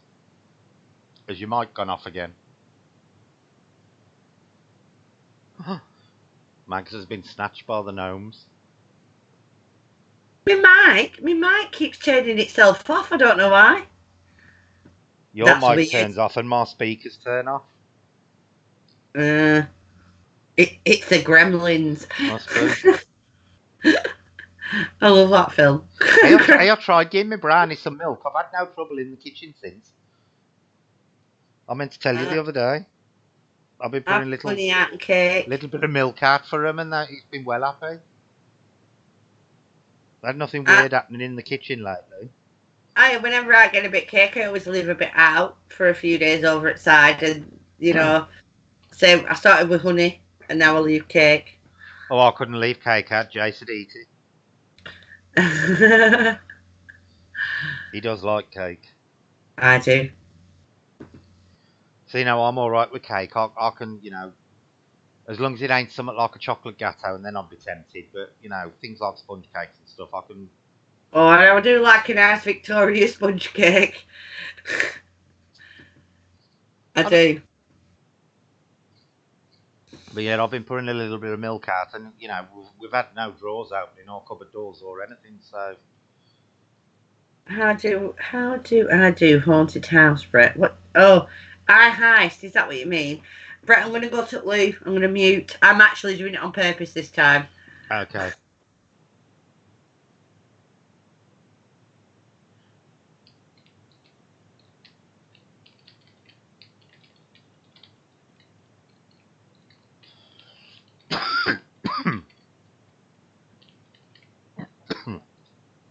Excuse me while I choke today. Yes, Chris, I altered it all to be paranormal rather because it defaults to pirate, so I wrote all my own. But yeah, Andy, I wouldn't mind doing that that ritual for Halloween. Love to.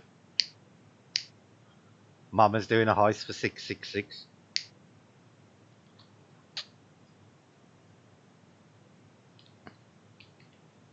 I'm going to do 1,000, and I don't know why I'm going to bother because the bloody thing robs me every time.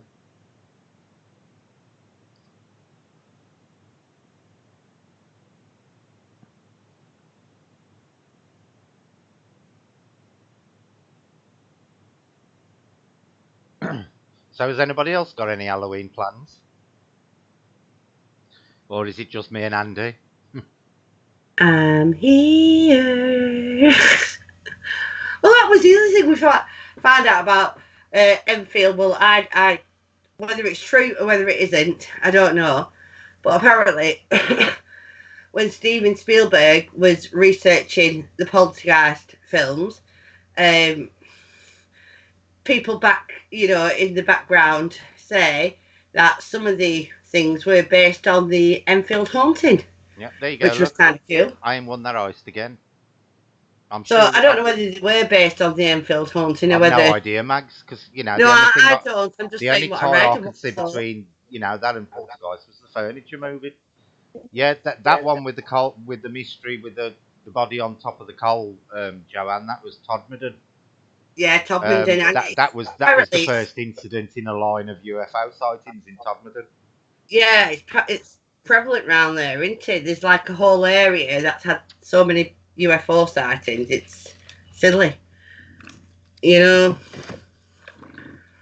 But that wasn't the one that the actual UFO sighting by him wasn't the one that interested me more. It was actually Ziggy's on the caller that interested me more. Yeah, I found the case of Zygmunt Adamski more. Yeah. Because even to this day, it's still never been proven. Nope. They've never proven what that ointment was. They've no idea. And they've obviously still got all the results of it. So, even modern day science don't know what it's supposed to be. Paranormal Truth. Yeah, that Paranormal Truth one could be interesting. An interesting live from an asylum. Yeah, Brett knows something about that. Yeah. Like, yeah. And apparently I got a job offer from Paranormal Fake, everybody. Just so you know, I got a job offer from them. Polishing Cockmaster's testicle chin. Yeah. No, I did. I actually I put a situation forward where they could actually make money, and I got a job offer. Well, I'm still waiting for the lawyers to get in touch with me from their stream the week before. When I put that comment that Yvette gets rid of everybody who was frightened of becoming more popular than her, and then they put it up on the screen. I thought, thank you very much. Kieran thought it was funny. Yeah. Yeah. How close do you want to get, Sky? Because any closer and you're going to be sat on my head. I kept moving things out of her way because she kept walking up the bed. And like she's literally led right in front of me now. Like, you're just a crazy kitty cat. I wouldn't mind. Sky hates to be picked up or touched. It's always on her. Yeah, Sky. Her name's Sky. It's always on her terms. If I tried to pick her up, I'd probably lose a hand. She fights you, and she don't like it. The other one's called Virgin Mobile, Maureen. She's called Hallie. She's black. She's an all black cat, Hallie. So she's called her name's Hallie Blackberry. Halle Blackberry. Talking about black cats, don't you think it's funny how over here they're considered lucky, yet in America they're considered unlucky? I know. It is crazy. Hallie's sat at the other side of the room giving me evil eye. Like, yeah. The thing is, cats are associated with familiars, and particularly black cats, and considering the history of witchcraft in this country and Wicca, why do we consider them lucky when they're associated with something that, at the time was considered a big no-no? Maybe it just comes from before that. What do you call Hallie, love? What is she to me? Yeah. What do you call her, my familiar, don't you? Yeah. He calls me mother of cats. But he calls Hallie my familiar. She's a gorgeous looking cat. She's absolutely beautiful. And poor Sky's got the unfortunate markings of a male's sexual parts down her nose. Aren't you, love? That's charming. Chloe's just took to calling her something face. Yeah, I can imagine. Do you want me? Oh, I yeah, I don't know. I did a video on superstitions, and Black Cats is actually in it. It's 18 months ago. I love superstitions. I absolutely adore superstitions. Eastern European superstitions are fantastic. The Russians are amazing. But yeah, Cats are awesome with curry sauce and rice. Don't even start. My cats are excellent. But yeah. When she comes up to the side at bed, she's when Sky, because she's not one for being picked up and loved. When she wants to, you've got to love her though, and she'll come up to the side at bed and I'll be just sat there with my phone in my hand reading. She'll literally swipe my phone so it goes flying, and it's like, I need a stroke now, She demands. I don't dislike cats. I just don't think they make the best pets because they're not loyal at all. Cats aren't pets. We're their pets. Cats are the first animals on the planet that have domesticated humans. Yeah. It's true that. We serve them, they don't serve us. That's right. You'll get no loyalty off a cat. Oh, I get loyalty off Sky because if anybody tries to come in my room, what's she like, love? Oh yeah, they're defending the food source, aren't they? Defending Max, I guarantee you, if she got out your house and went down the road and old Ma Pardo get a fresh salmon, you'd never see her again. Oh no, we had Rags, our cat, when we were kids. He was like that. He was a proper fly-by-nighter. Whoever had food out, he didn't care. He didn't. They ain't like dogs. A dog's loyal forever. A cat's loyal until they decide somebody else is feeding them better. Yeah, that's it. Yeah, cats prefer the one that feeds them. You never own a cat. A cat always owns you. Yeah. Did you see that? Because there was a knocking outside door. Then Holly just jumped up. It hackles raised at door. Bless her. It must drive him batty in this house with crap that goes on. Cats. Because just then there was footsteps and cracking up door, and Holly jumped up and was at the door what you doing? I used to have a Siamese, Chris. He was he was as loyal and loving as they come. And they've got a reputation for being aloof and arsey. He'd throw himself to anybody. Yeah, Sky's like that. He was a lovely cat, but I was under no illusion that he owned me, not me owned him. Oh yeah. My cat's on me. Sky comes up and when she wants feeding, she's like, I'll go, what do you want? She goes, meow, and that's like feeding time. They reckon cats all meow to communicate with humans, don't they? I don't know. I'm sure I read that somewhere. Have you ever heard that? What's that? Cats only meow to communicate with humans. Yeah, I don't think they do it to each other. They yowl at each other and scream. I don't think they actually meow at each other. They do. I'll tell you what they do at each other. They do that trilling noise. They do that when there's flies and things around as well. They do that funny clicking noise. They trill at each other. It's like that at each other. Yeah, if you watch, cats never meow at each other. They yowl and spit and do policemen's helmets and stuff.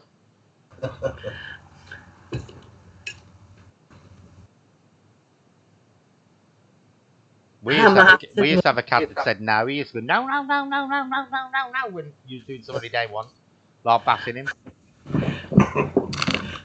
What's that video that went viral a few years ago? What was that cat saying in that? Oh, I can't remember. Do you know which one I mean? I do, yeah. Oh, there's been a few. We're talking cats. I'm not good at impressions.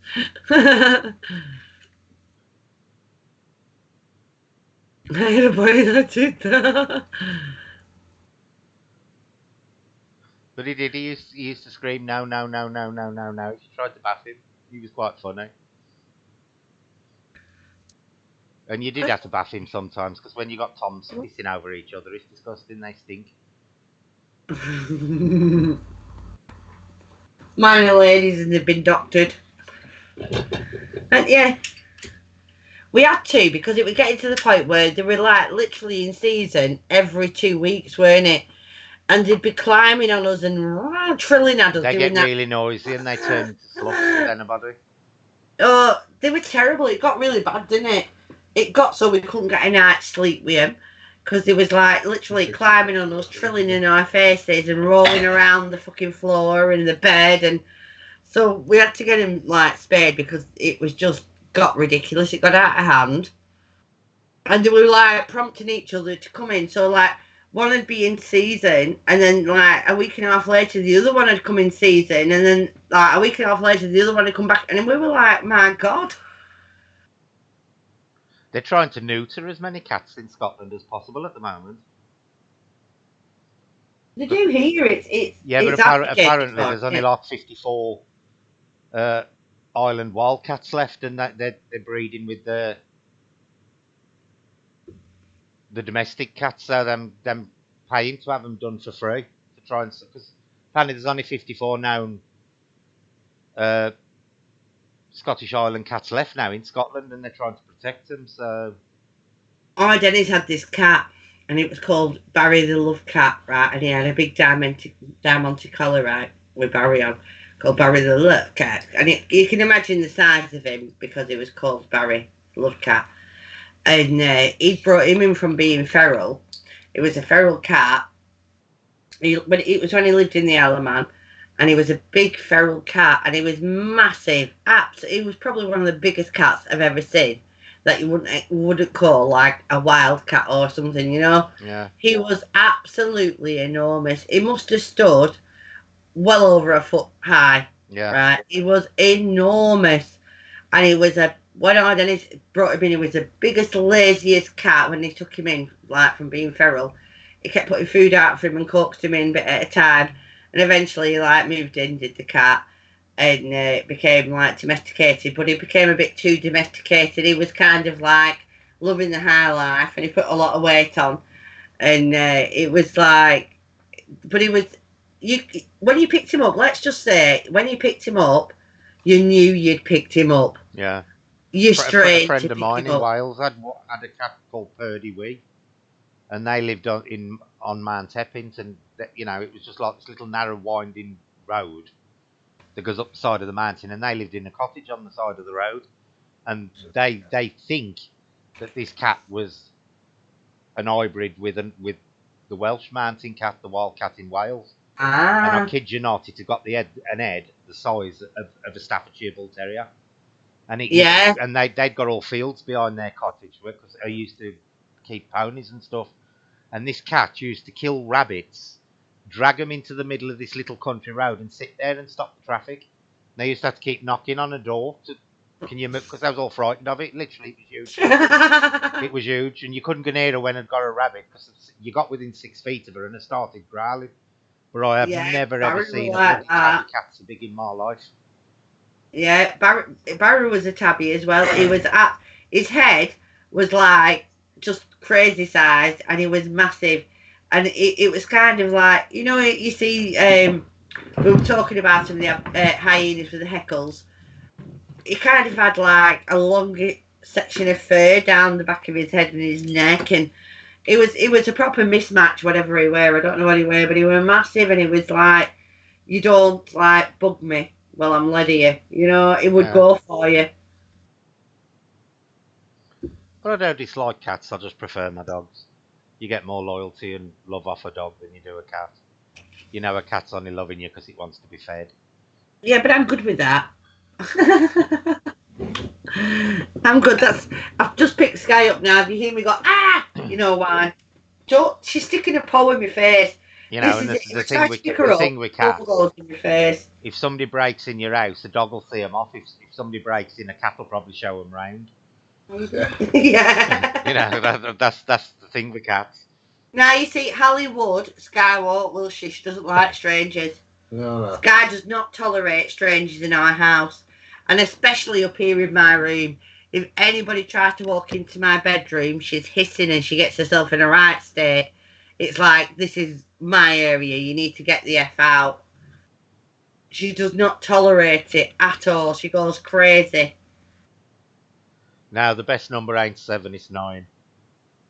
My number's 9. If you jump on the back of my laptop, I much prefer dogs to cats, Joanne. As much as people say, "Oh, my cats love me," they don't.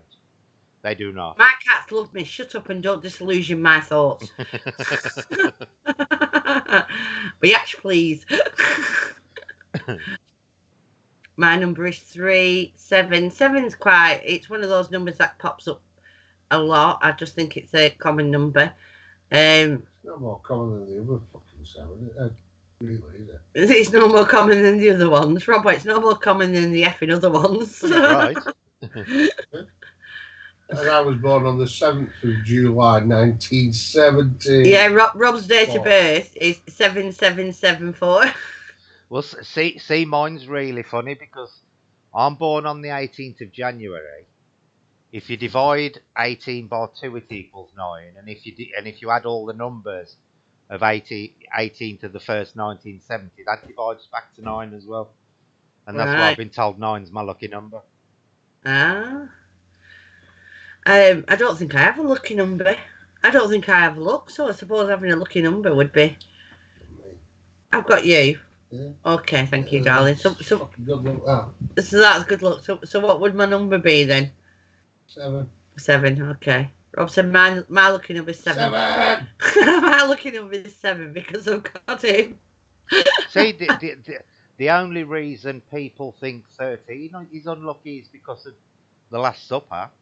Yep. That's where that came from, and then they twisted it round to say there's 13 members in a coven, which is true, but it's not because it's in defiance of the Last Supper. It predates the Last Supper. If anything, they wrote the story of the Last Supper to match that of a coven. Yeah, I don't. My brother, he's like pagan religion. He won't have an odd number. If you put the radio on or the television on, it can't be on an odd number. It freaks him out. So of course, like when I used to go in the car with him, I'd have the stereo on. But that ain't Wiccan. That's OCD. Yeah, no, it is. But it's like I would literally go out of my way to put everything on an odd number.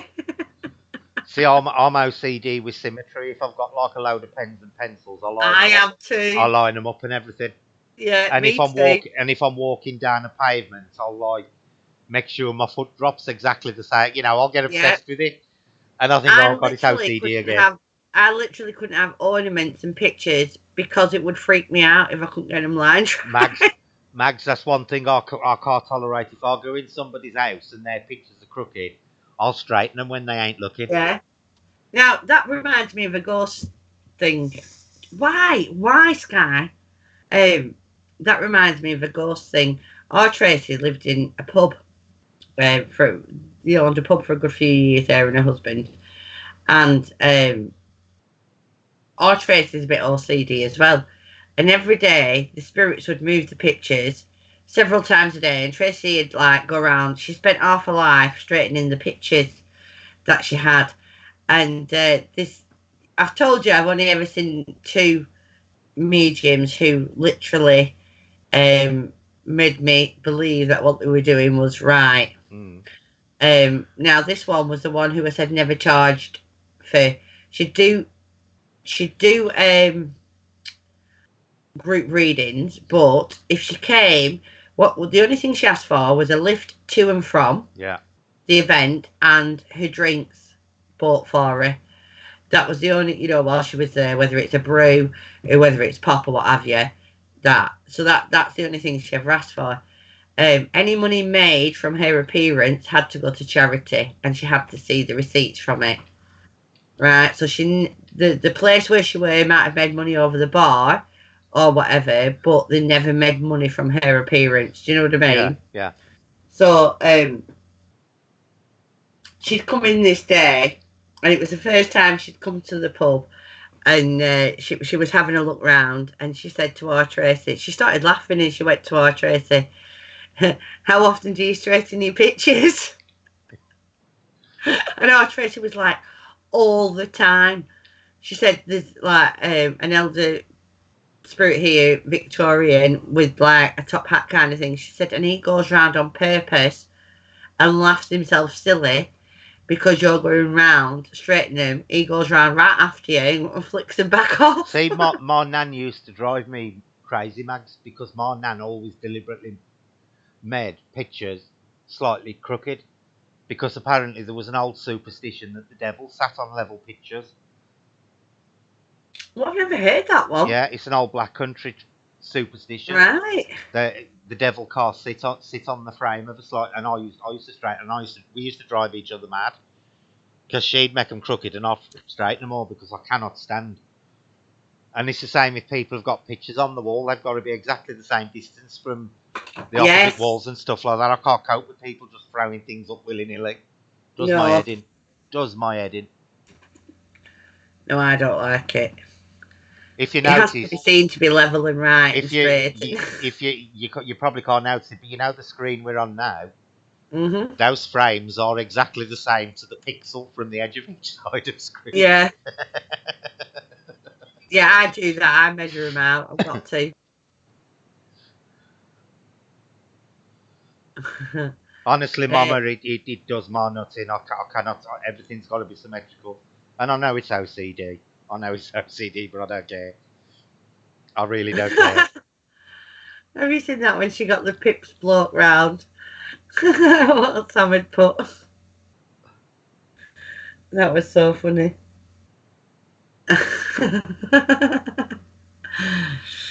That's evil, Sam. Now, do you know, they're a pain in the arse, pips, right? They really are. Well, they can't do it anymore now, can they? Yeah, but the thing is, I'm agoraphobic. I turned around and said, if you want to assess me, you come to the house. I can't come to you. And this went on for about 2 months eventually. They just was like, well, yes, she obviously is. Because, I mean, they had all my psychiatric things and all my doctor's things. And in the end, it was like, I went, you were literally creating cruel and unusual punishment if you are going to try to make me come out when I haven't been out for years.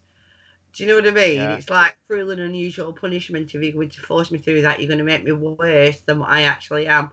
Yeah. I have no bones about you coming to the house. Come if you want to. And because they couldn't be asked to come, they just give me the money. But it's not that. I mean, obviously I need it because I am agoraphobic. But they was trying to force me to go out, an agoraphobic, to go out of the house. It's like, how sad's that? Yeah. That's interesting what Andy's just put there. Connection to the crooked horseshoe for Brownie's seat upon the hearth, maybe quite possibly. Andy, it could quite possibly be, connected to that. Because I mean, horseshoes are a big thing about luck or unluck, and in Ireland especially. The Black Country is still, right down to the accent, still maintains a lot of Anglo-Saxon belief and superstition, even right down to they still speak Anglo-Saxon version of English in the Black Country, and it makes you wonder if it does go back to stuff like that, back to the old Celtic over the beliefs door and for stuff. luck. Yeah, when we were growing up, my mum always made sure there was a horseshoe in a house for luck. Yeah, and they always say, you should never have it upside down because the luck drains out of it. Just reading Sam's. Good night, Maureen. You have a good night. But yeah, it does make you wonder how many so-called superstitions and beliefs, if you research them, how many of them actually go back to pagan belief. They've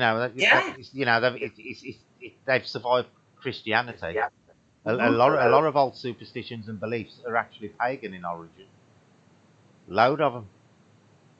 Do you know, it goes back to what you were saying though, kind of about Pendle Hill. I think the English as a whole don't forget, do we? We don't forget, so we're ready for next time. I think that's what it is. Yeah. But witchcraft was used by the church during the trials as an excuse. Just if you'd got a grudge with your neighbour or there was some way of profiting from it, that's what a lot of these accusations were based on. Oh yeah. And what a lot of people don't realise, because places like Pendle and Salem are so famous for it, it actually started about 2 or 3 centuries before the witchcraft trials did. In places like Sweden and Switzerland, believe it or not. Yeah. It was actually the Alpine countries where the witchcraft trials actually originated from. Yeah, it's true. And a lot of people don't realise that because they don't associate the Alpine countries with it, but they were the first ones to start it. Sorry, I'm just reading what someone put. Mama Cass The gas man told me to call someone else next time because he's never coming back. And then I wonder why my friends don't call around anymore.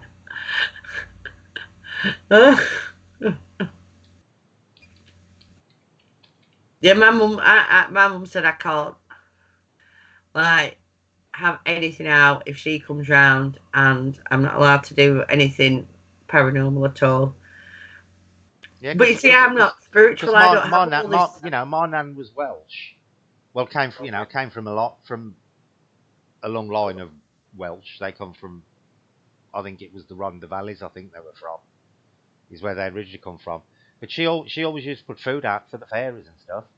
Yeah. And even as a young kid, I can remember her doing it. And literally till there where my mum's from. I used to go mad if my my granddad mowed the lawn. She'd make it if there was any mushrooms on the lawn. She'd make him mow around the mushrooms. Yeah.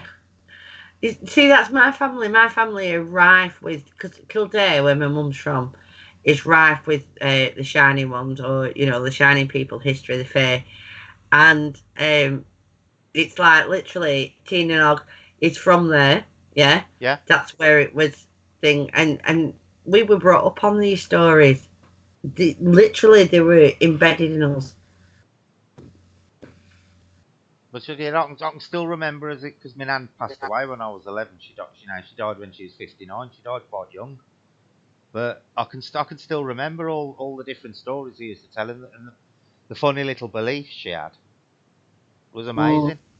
With things like he couldn't mow the bloody mushrooms and stuff. He had to mow round them. Oh, we were told if we step inside the mushroom circle, we're never coming out. We're going to get touched. Yeah, well, that's another common belief. In it, if you step inside a fairy circle, it's a trap. Yeah. It's a portal into their realm. Yep. But yeah, my nan was a big believer in all that kind of stuff, and the bloody pictures being crooked so the devil couldn't sit on them. But it does make you wonder if that belief goes even further back to the brownie seat with the horseshoe. It does make you wonder. Yeah, I think a lot of them were in that time, and it's only modern times where the belief in them has fallen off. But I do genuinely believe now we've reached a point where belief is starting to go back towards that kind of thing. I think it's gone through a number of cycles over the period when we've actually been here, where the belief in them has waned and then built up again, and then waned and built up again. And it makes you wonder if it's like we were talking about the other day, Max, where these civilizations rise up and they have all this fantastic technology, and then they just suddenly disappear and it's gone again. Yeah. It makes you wonder if it's all interconnected. This is the thing, what we were saying about the battery found in Iran. Yeah. If they had that technology then, why are we not more progressed than we actually are? Well, it's rumoured that the Library of Alexandria, which they've never found, from what's been written about it, it actually contains knowledge that still hasn't been discovered to this day. Yeah. Again, so what happened to it and where did it go? Even though it's still technically one of the 7 wonders of the world, it still ain't been found. Yeah. Scary, isn't it? It is crazy scary. But it was like I was saying the other day, there was no major cataclysm. I know there was the flood, but there was no major cataclysm. Nope.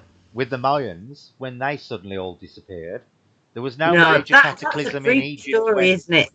When ancient Egypt dwindled, but the knowledge went with them. I mean, the Mayans used to do human sacrifices. Could you imagine investigating around there? They were a right bloodthirsty lot, the Mayans and the Incans. Yeah. But apparently they invented chocolate, so you've got to thank them for something. Swings and roundabouts. Yeah, it was the Mayans who invented chocolate, apparently. Yay! But they thought nothing of dragging somebody up the side of a pyramid and bleeding them out all over the altar. No. It was commonplace. They used to play like a game like football, and if you lost at this game, you were sacrificed. Yeah.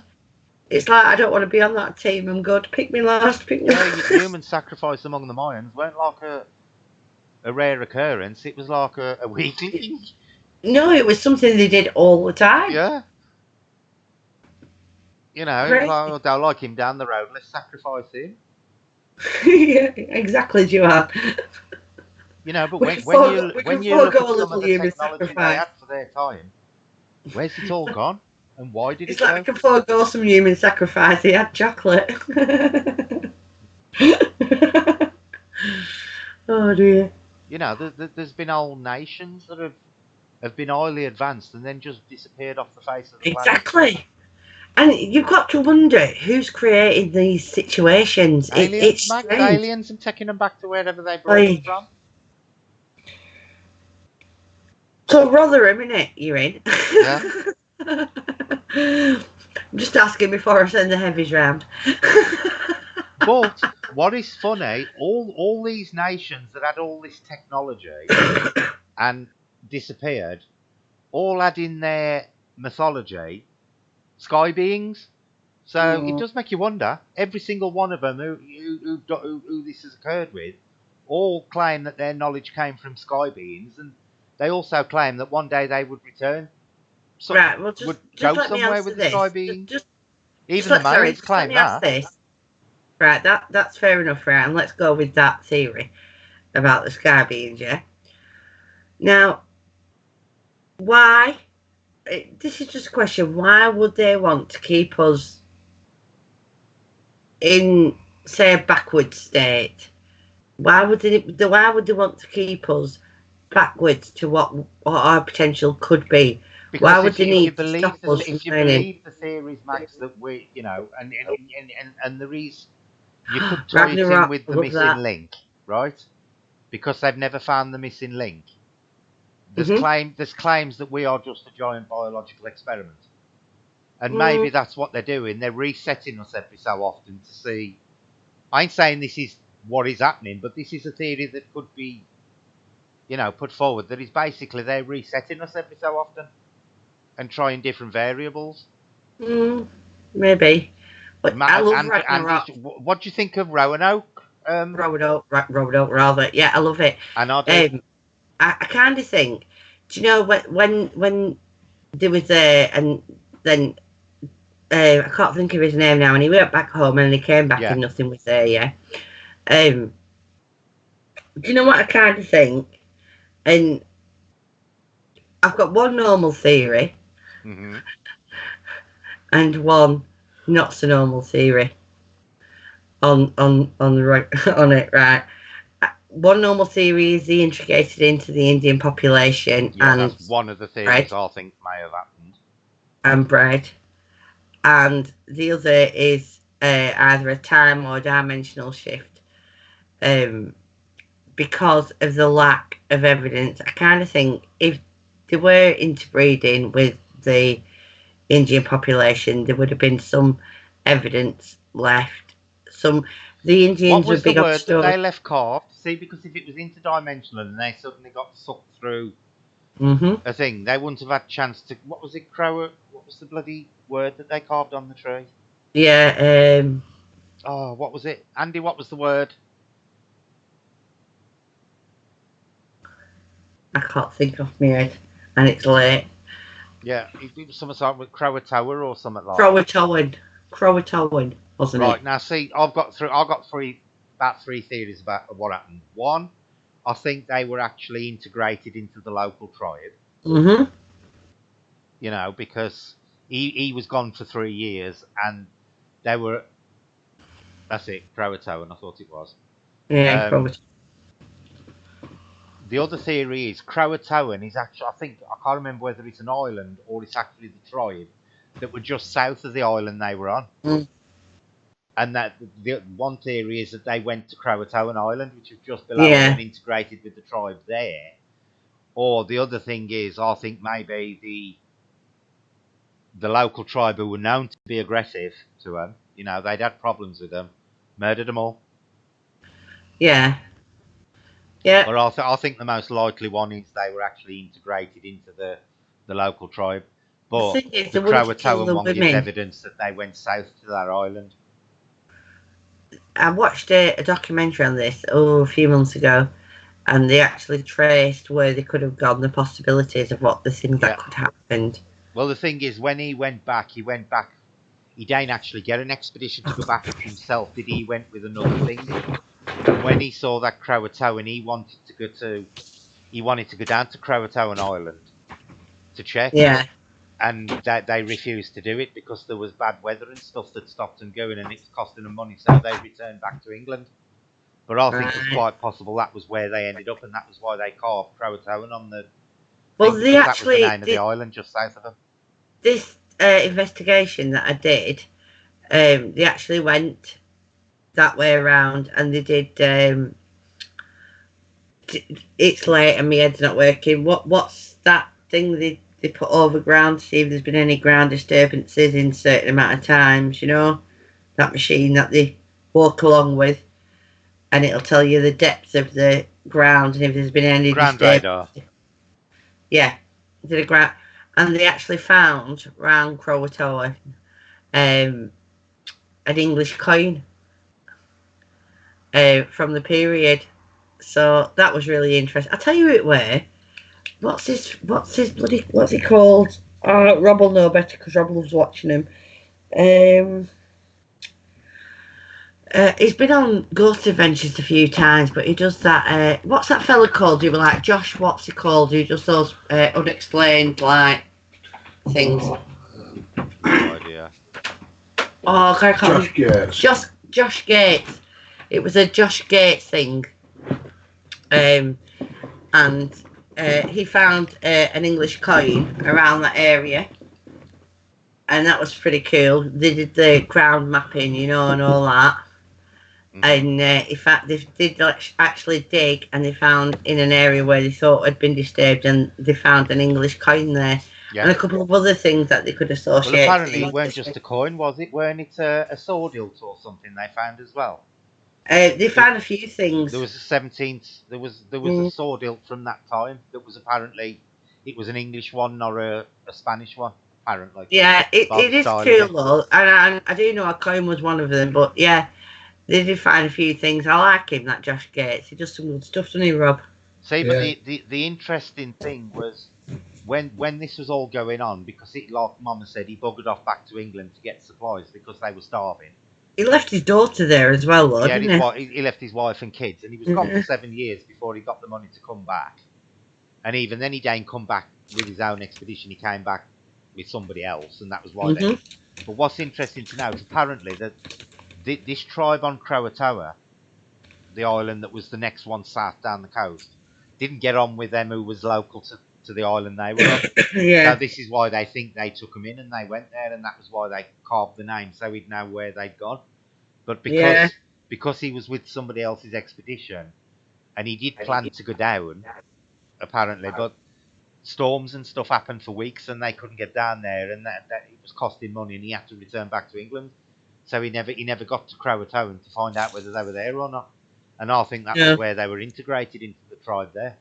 Yeah, I think that they were probably more integrated. Even before the Wild West really took off, there were rumours of Native Americans with blue eyes and stuff. Yeah. So they've got to have come from somewhere. There's a whole sect in Mexico that I've read here from when they were integrated with Celtic people. It's kind of cool. Yeah. But there's evidence that the Vikings visited America hundreds of years before England and that lot got there, before Europeans settled. Yeah. The Vikings were there. Vikings. Hundreds of years before. They've actually found a proof thing. They've actually found a buried longboat. Yeah. That was still quite. Vikings still is well kind preserved. of more or less an unspoken truth now.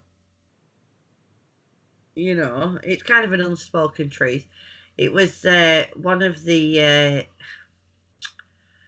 I don't know what they call them, but the leaders in the Viking thing, and he like sent his daughter, because men and women weren't. They were more sexually equal in those days, and he sent his daughter to America, and that's who landed there. Yeah, well, the Vikings used to call their women shield maidens. Yeah.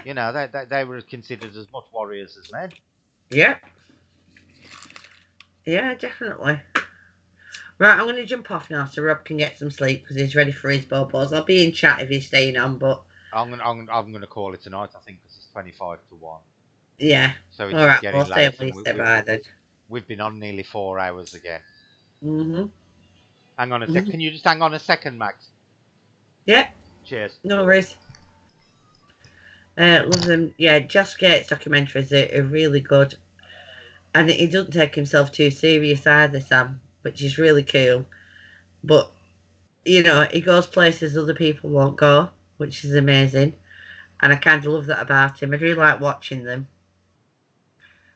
But yeah, I agree. It's not great being associated. But it was associated with, what's that medium who did the Psychic Kids? Can't think of his name. He's done some stuff with him recently. But I can't think of his name. He always wears a scarf. Oh my lord, I can't think of his name, but one of you might be able to think of it. He's done some stuff with him recently, which I found a bit kind of thing. Who are you on about? A medium in America is a gay guy. Always wears like a scarf. He did some stuff with. He's done some stuff with that. Oh, I think I know who you're on about. Penhurst stuff, and he's done stuff with Ghost Adventures. Yeah, I think I know who you're on yeah, about. that's him. Chip Coffee. Chips Coffee. Something like that, yeah. That's him. Yeah. Coffee. But yeah, Josh Gates did some stuff with him that I weren't overly pleased with. But yeah, for the most part, I like Josh Gates stuff. You know, but they all resort to a bit of sensationalism. They have to. And a lot of the times, I think it's more like production pressure than anything else. Well, he did the Exorcist house, that chick, with what they call Tennessee Ghost Hunters. Yeah. He did that. He did a live Halloween with them, and they did it at the Exorcist house. But yeah, I'm not overly convinced. But that's just I'm the same. I'm the same. You know. But yeah, when he my opinion of Josh Gates went down a bit when he did stuff with him. I've got to say, don't rely on mediums. If you're a good paranormal investigator, you shouldn't, or you know, somebody who's actually into the paranormal, you should be based on evidence and fact, and not. Now, that's not for me to turn around and say that I've had 2 experiences which will make me always believe that there are people out there with a sense that I haven't got, yeah? And I thoroughly believe that. I think they're very few and far between, but they are out there. But I think if you're going to investigate anywhere, or you're going to try any kind of paranormal, you know, type situation, then you shouldn't. The thing is, Max, there's just so many fakes about now. There are very, very, very, very few genuine mediums around. Very few. Yeah, Mama Castell's get it on. Get a bit of battery on. They'll be fine. Right, folks, I am going to close the stream down because time is getting on. Thank you all for coming again. I hope you all enjoyed it. Thanks to Max for co-hosting again. It's just our ramblings, really, isn't it? It's been a nice evening again, and it's just nice to have these chats because they're pleasant, and it's nice to talk to people who've got similar interests. Yeah, but we don't always have to have the same opinion to have the same interests.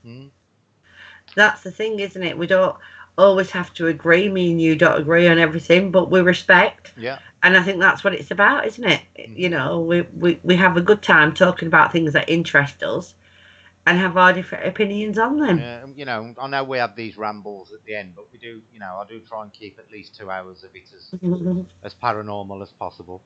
It's good morning now, Sam. It is morning just here, yeah. But thank you all for joining, and I hope you enjoyed it. And we'll see you probably. What day is it today? Tuesday. We'll probably do one on Friday and Saturday, back to our normal days again. Yeah. Thanks, everybody. Okay, thanks, everybody. Have a good night. Night. Bye. Bye.